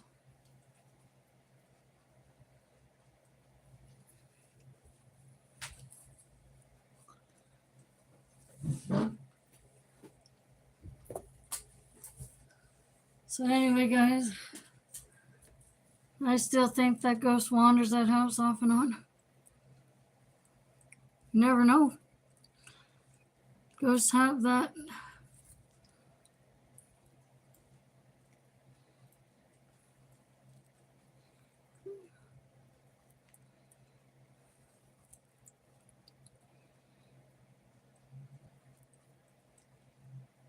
Wonder if people see ghosts in the rain. I'm not sure. Wondering about that too. There's ghosts all over the world, all over this place.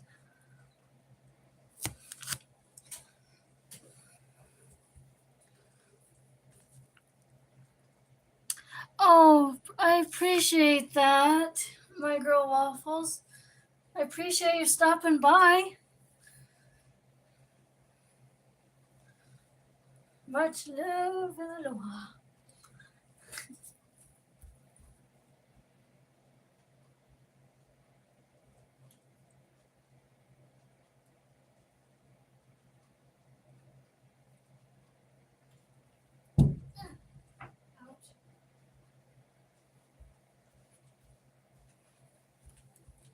So, guys, I got a new series coming up here. Haunted America. Like ghost hunting, secrets of the supernatural, the science of the supernatural, um, paranormal, haunted grounds, mystery of Bigfoot, all those things. You took a video of the moon last night? And a little blue orb was dancing in the moonlight. Oh, cool. My girl Waffles Pie. There was a ghost there. No, don't drop us, it will hurt. Alma.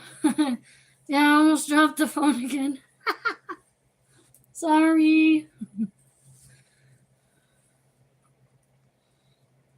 And then we got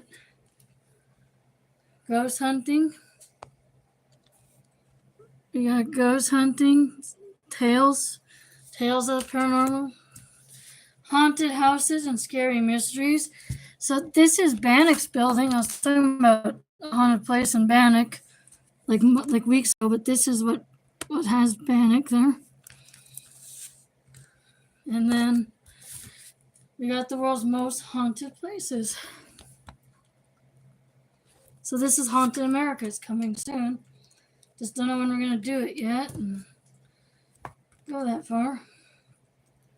Like there's hauntings at Alcatraz and Edgar Allan Poe home, and we got the Shining's Hotel. Lots of love, my girl Waffles. Have a beautiful day, my friend. And we got what is it? The Amityville Horror House. That's creepy. The most haunted ship, the Queen Mary. They talk about that. I read about that too. It's really cool. And this is Bannock. That's its building that I showed earlier. And we talked about haunted place in Bannock like weeks ago. They talk about the Lizzie Borden house being haunted. Talk about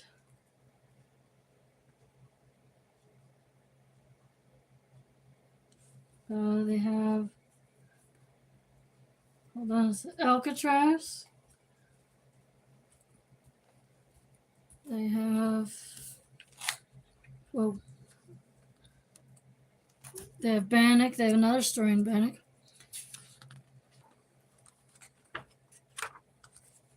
They have another there, and they have Virginia City. There's more Virginia City in this book here. And Virginia City was named after Virginia Slade. Her husband's name was Jack Slade. And then we got Nevada City in Montana. We got that. That's haunted, supposedly. St. Elmo, and I don't know much about that, so I have to read that. We got the Stanley Hotel, known as the Shining Hotel, again. We got still the Queen Mary there. The Conjuring House. Oh, that sounds creepy. They have all sorts of things in there. So Haunted America coming soon here, guys. And then pretty soon we'll do Haunted Yellowstone. We'll do that. And it'll be fun, guys. It'll be great.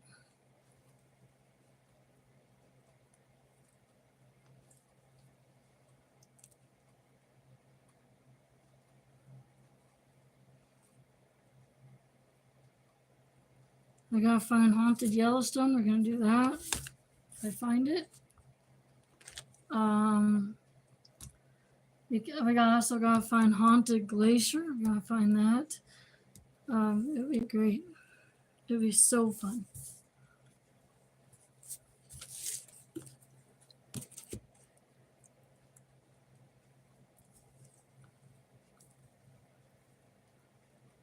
And you know, guys,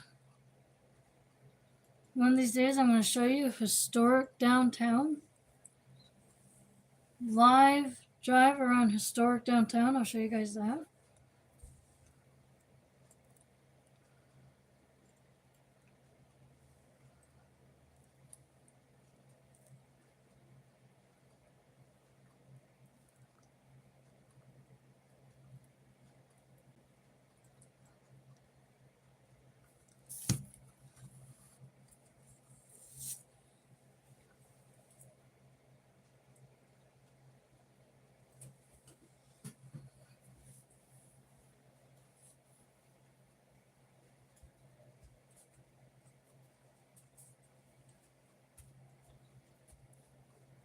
It's gonna be fun, Elmo, y'all.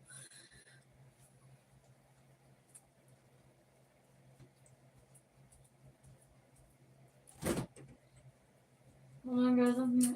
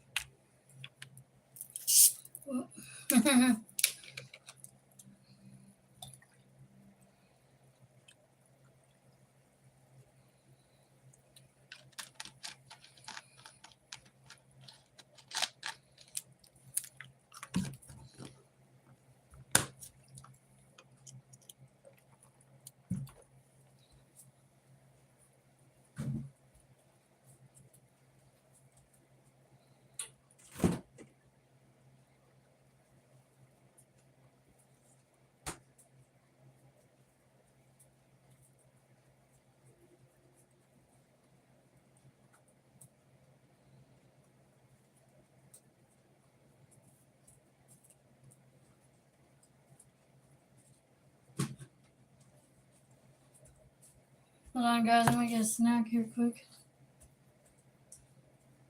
I'm hungry.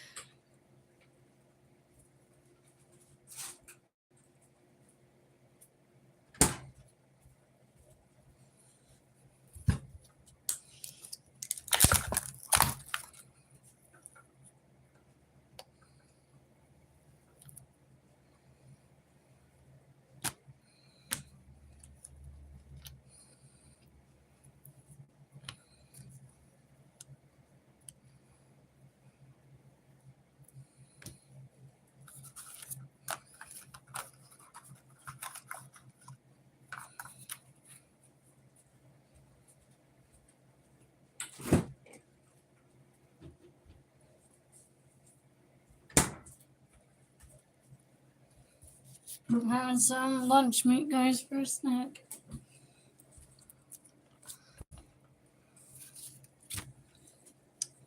Ham and cheese loaf is my favorite.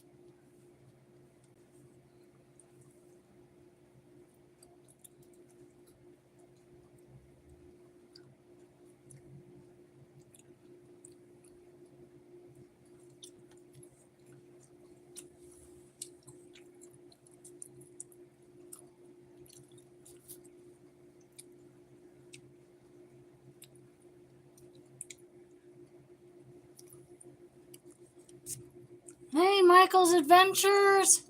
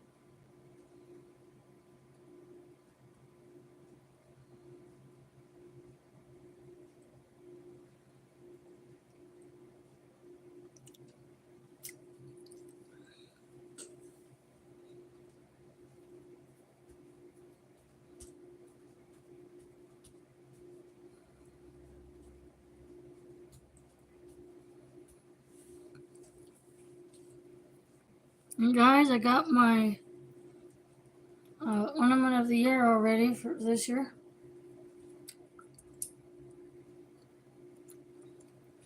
It's a tornado instrument. Oh, you're good, Patty Fish. You have a wonderful day. Thank you for coming. Much love. So the ornament I got was a tornado ornament for the movie Twisters.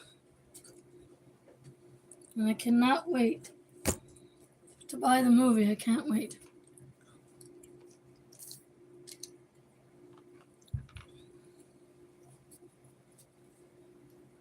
So excited.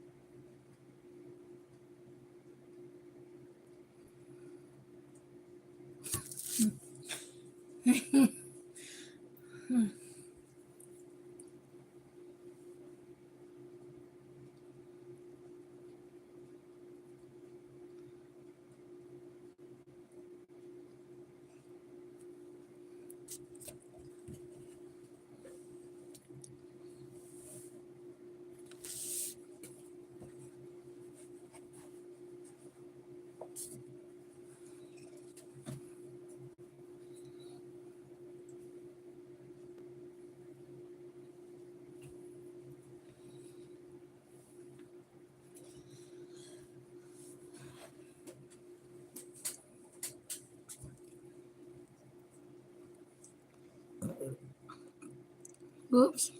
Excuse me.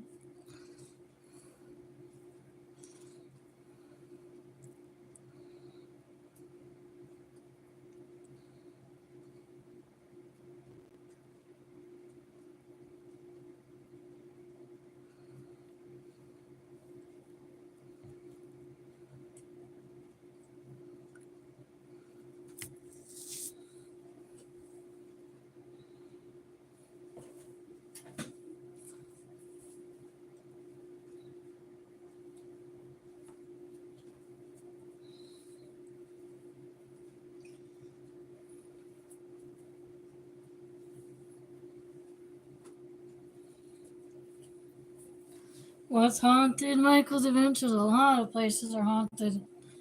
They're all over the United States, all over the world. It's global.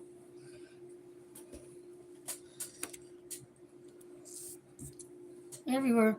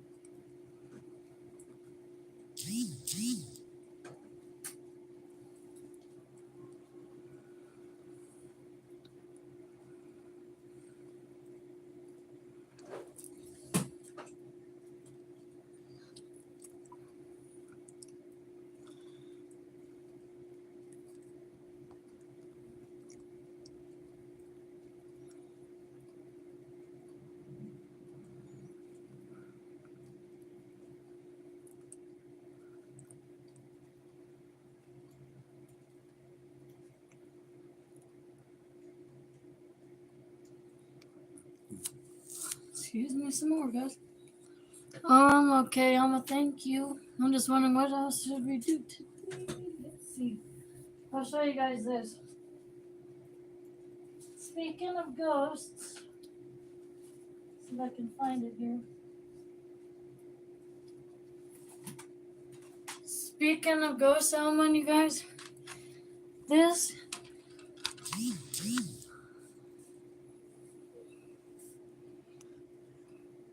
here's a movie called Ghost Shark.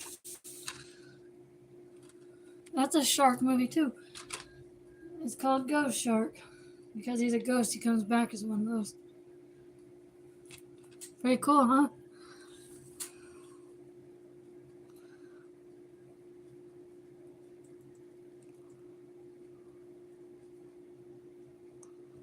And there's the catchphrase on it.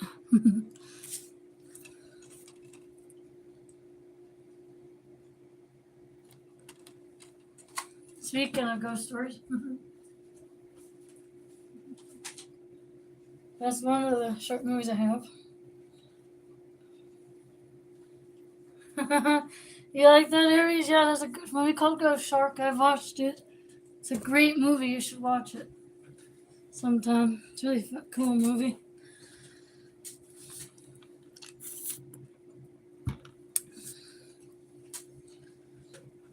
Very cool, isn't it?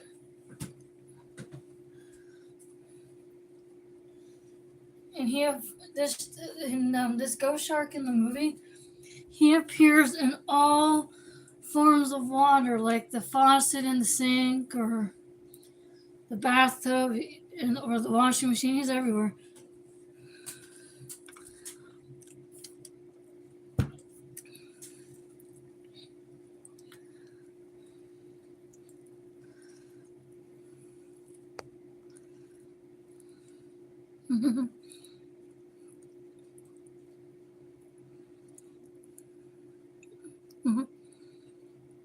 And then what else ghost stories? Oh, The Shining's kind of like a ghost story too. That hotel's ghosts were there.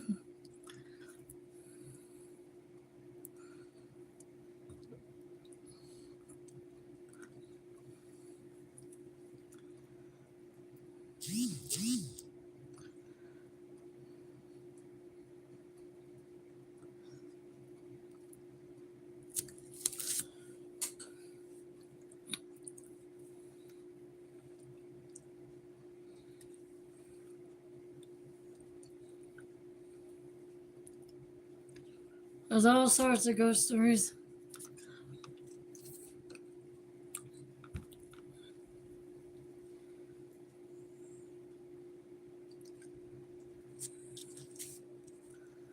You know, when we do Haunted America, we'll talk about that Shining Hotel. It's known as the Stanley Hotel, but they call it the Shining Hotel. And it'll be part of the Haunted America series. We'll get to hear, you guys get to hear about that ghost story and all sorts of.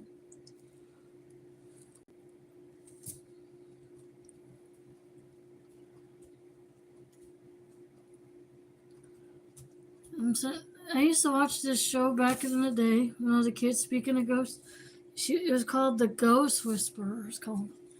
There's Jennifer Love Hewitt. That was a great show. She talks to ghosts and stuff like that. It's pretty cool. She owns like this antique shop. That was a great show back in the day. I used to watch it all the time, like Friday nights or something.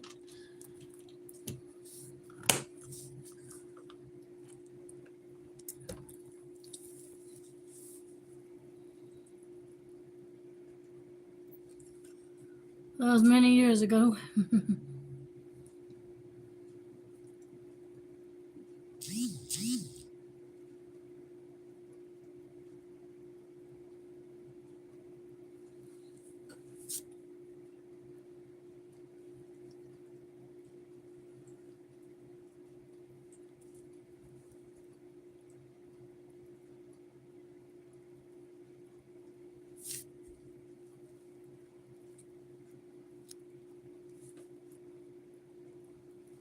Like, what else did I know about ghost stories? What else did I see? A ghost story yet? I'm trying to think what else ghost story movie I saw. It's been a while since I've seen any other ones. It's pretty cool though.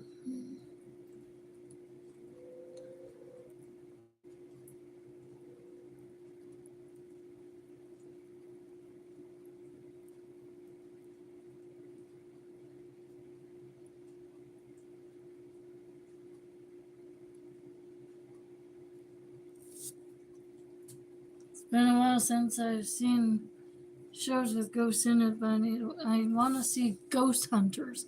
I have a few DVDs of Ghost Hunters. I gotta watch those, and um, I got some DVDs of Haunted America.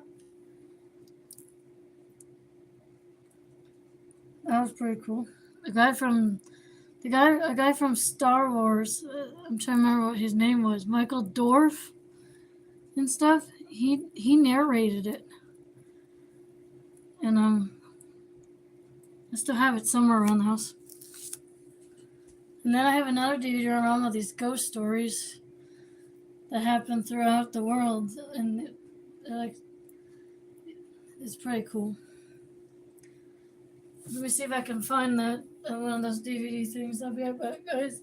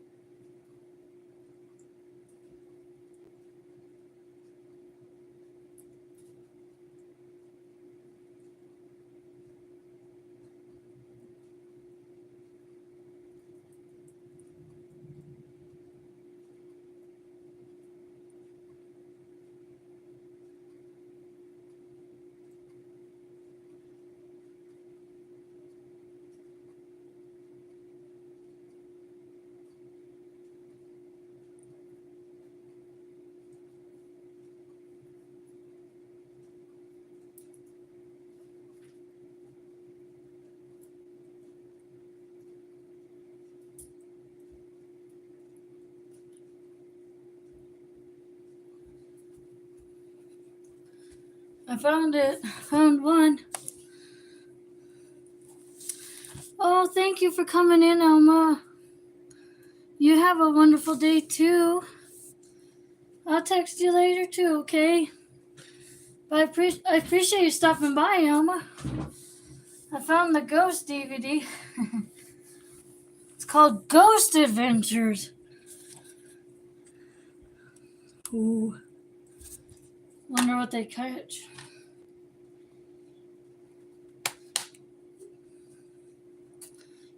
And have a wonderful evening, Elma. Look at this. There's Ghost Adventures. The terrifying story that inspired the series. Wonder what these guys catch. I'll watch and find out.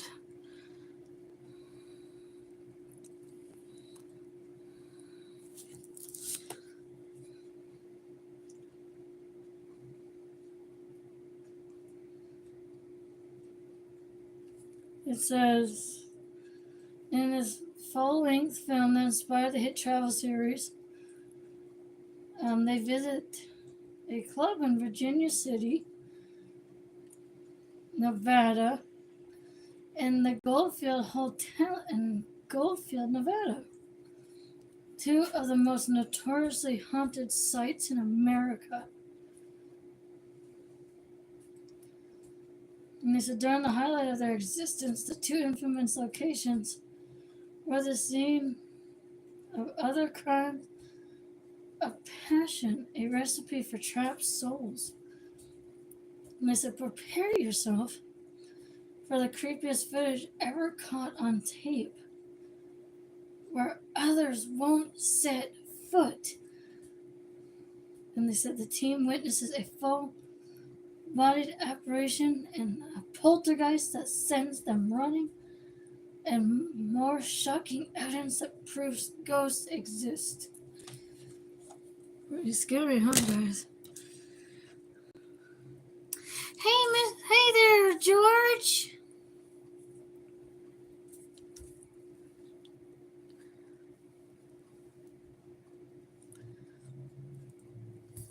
We're talking about the series Ghost Adventures. Hi, Carl. I gotta watch this documentary, guys. I gotta watch this. Thank you so much, George.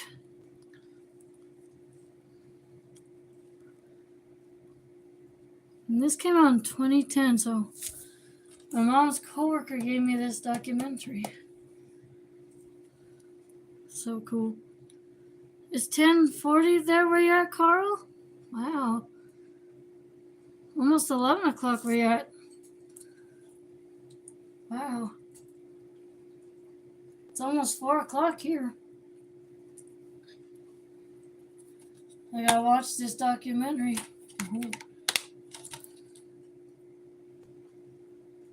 They say the best proof caught on tape.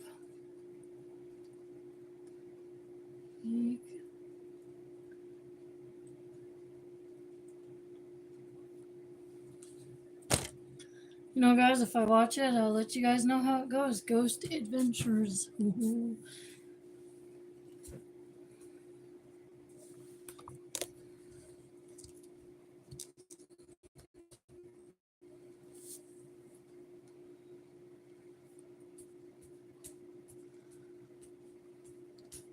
Now I want to see Ghost Adventures. I wish I had the channel for it, guys.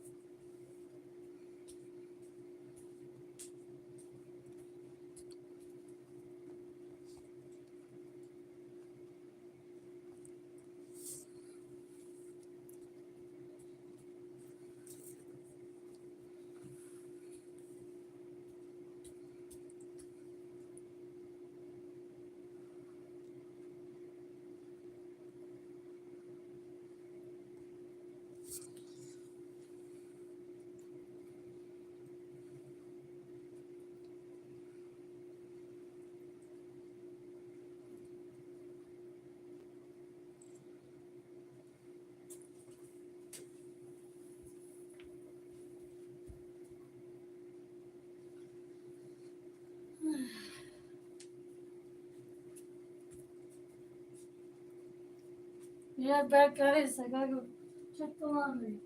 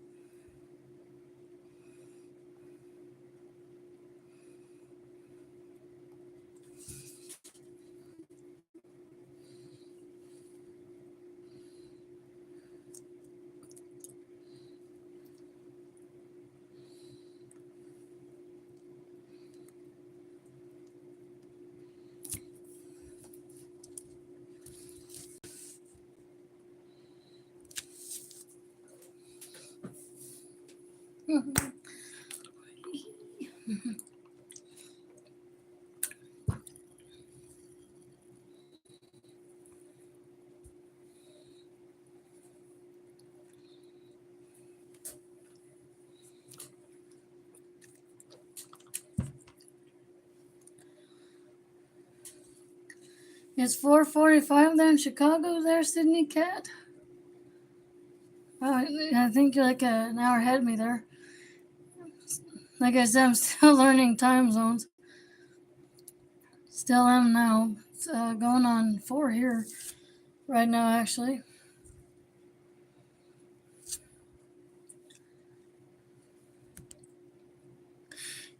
Hey, Colin!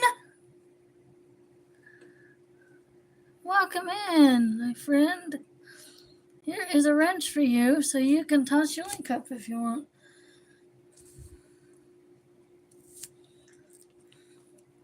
Oh, pretty good, Colin. How about you?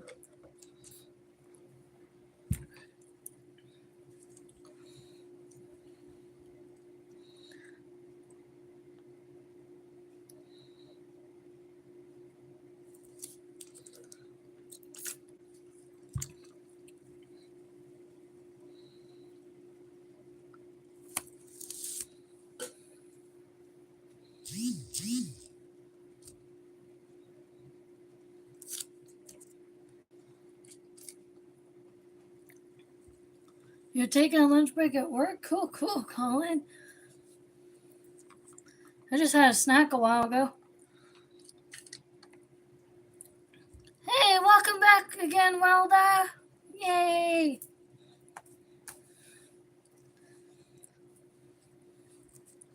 I was just talking about Ghost Adventures, that show. I'm going to preview it.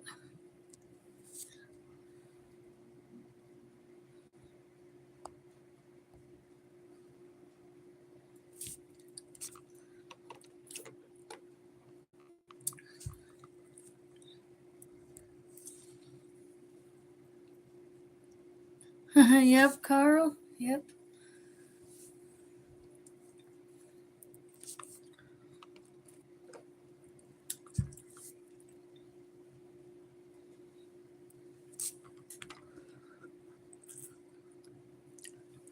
Am I ghost hunting, Colin? I talk about ghost stories. I could tell ghost stories. Like I'm doing like a series called Hannah Montana right now at the moment. These are what books I've been reading out of so far right here. Ghost Stories of Montana and Haunted Montana. And then pretty soon we're gonna have Haunted America coming up soon, but I don't know when, but it'll be soon. And hopefully we can find Haunted Yellowstone, all that stuff, and we can talk about that. Oh, I love ghost stories, Valdo. They're my favorite stories to tell. They're really fun. I just gotta find those books and tell those stories.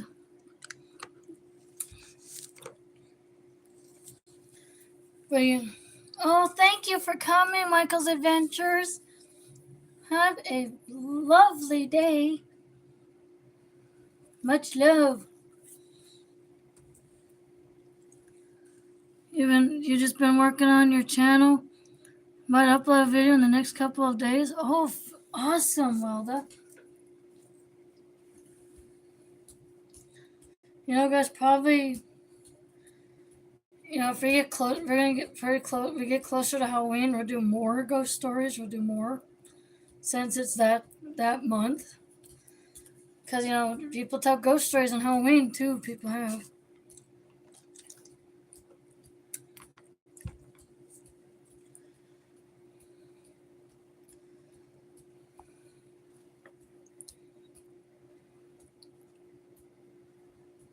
You know, Halloween, we don't get many trick or treaters at our house. Hey, Tina.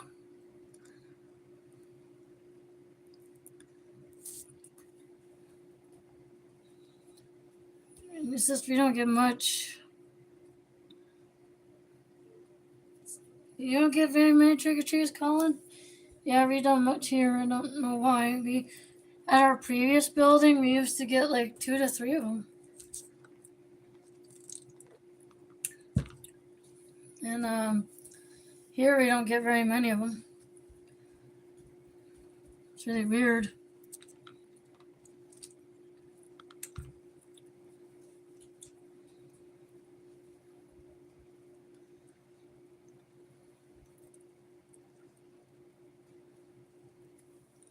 You would get 100, and then these last 2 years, I've seen about 15. Wow, Colin. Wow. You don't get trick or treaters there, Carl? I'm sorry. Probably this year you will. Probably this year we might get some. I don't know, guys. I'll let you guys know about that too.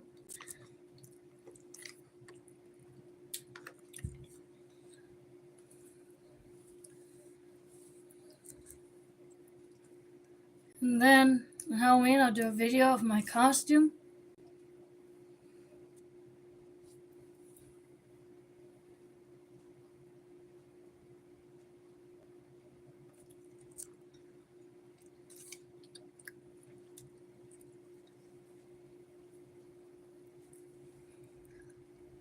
You'll get there, Carl. You'll get there. But they're not allowed to knock in apartment blocks. Why not, Carl?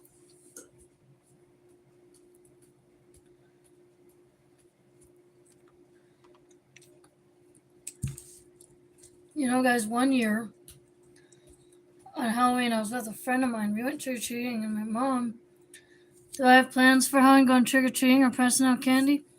Well, Colin, I think I'm going to do. I think I'm going to hand out candy with my costume, and I'm trying to think of what costume I want.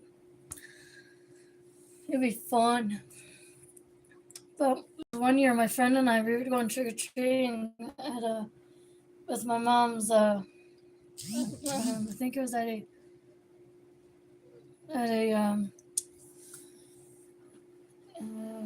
a friend's house of hers, and we got lost trick or treating, but we found our way back.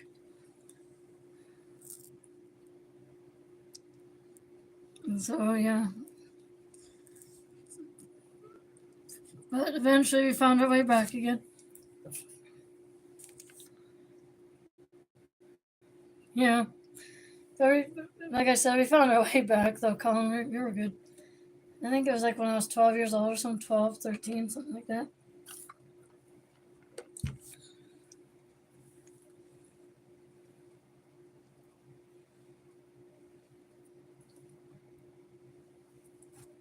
That was many years ago.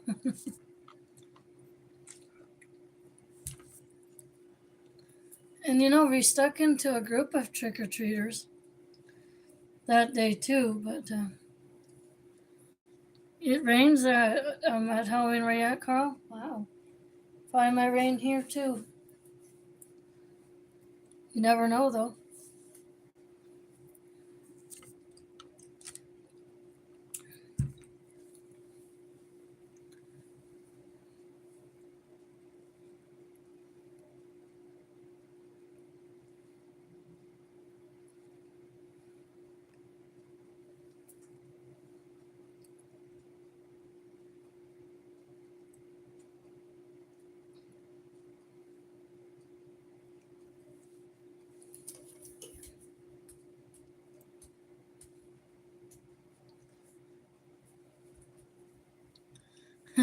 You don't dress up for Halloween. I only pass the candy and decorate. Awesome, Colin. Cool, cool. I'll just dress up and pass out candy if you get any. And then my mom and I will be decorating for it too. So I'll do videos of the decorations we have for Halloween. So I also decorate for Halloween too. Cool, cool.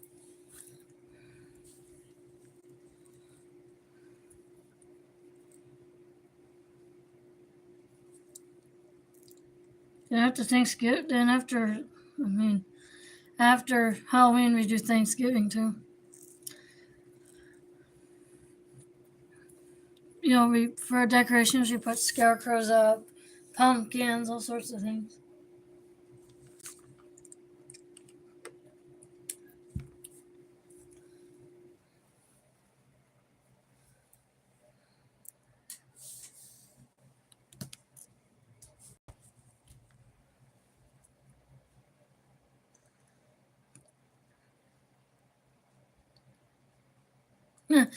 Mine too, Colin. Mine too.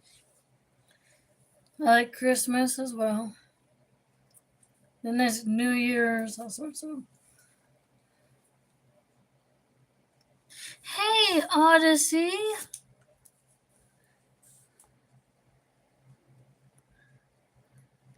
There is a wrench for you. So you can toss your link up if you want to do that.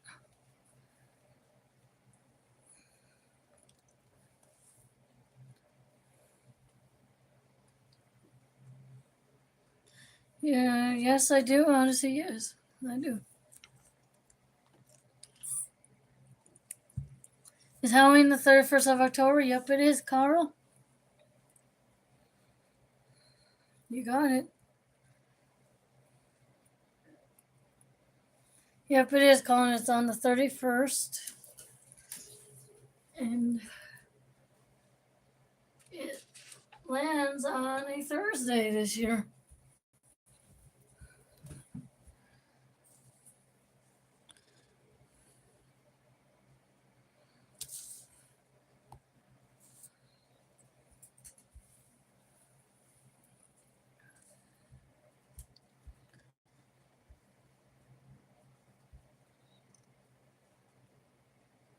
I think I know some people that have a Halloween birthday too, I think.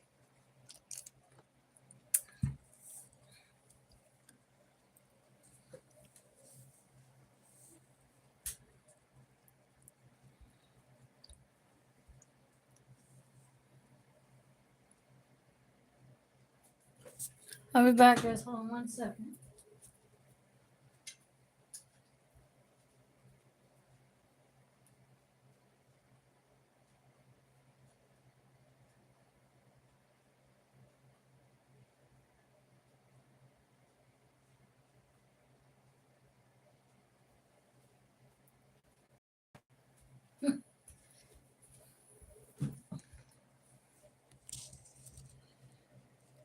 Sorry about that.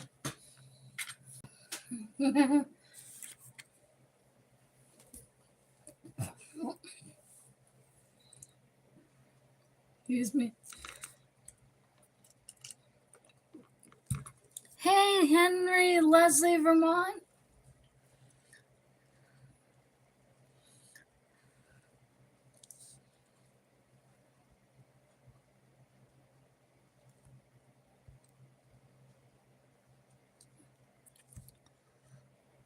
There's a wrench for you there, Henry, Leslie, Vermont, so you can toss up your link if you want to.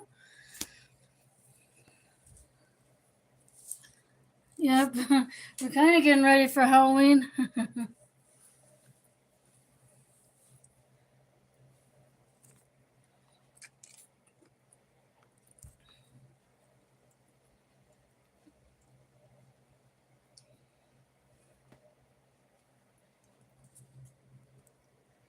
Oh, why is that, Carl?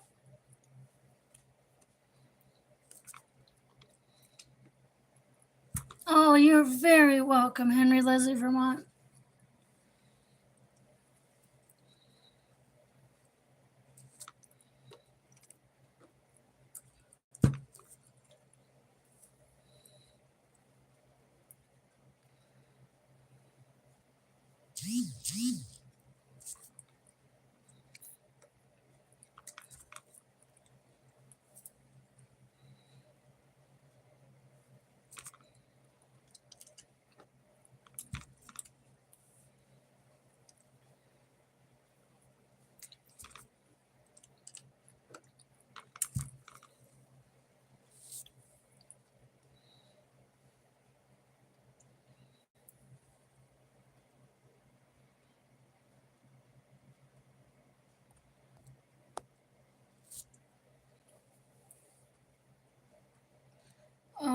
All right, guys.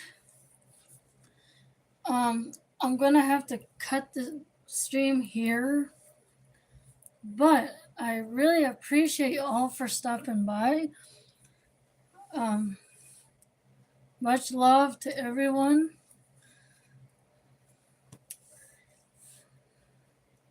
You are too, Carl.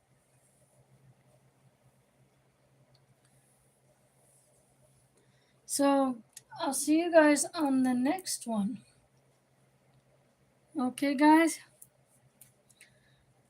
I appreciate you all stopping by. You guys are the greatest ever. And I also appreciate the lurkers. Oh, you too, Henry, Leslie, Vermont. So you guys have a wonderful day. I'll see you all later, and you guys have a wonderful evening, day, or night, wherever you are at. I'll see you guys on the next one. Bye, guys. I'm gonna have to call my mom soon, too, to see what she's doing. But I'll see you guys later. Bye. Bye. Love you guys. Bye.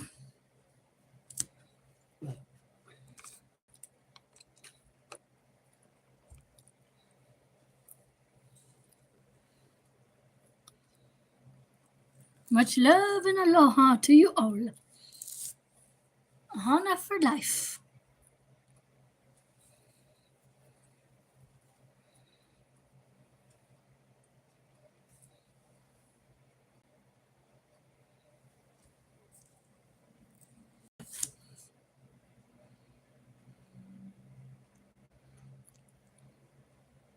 Okay, guys. Bye. Much love, guys.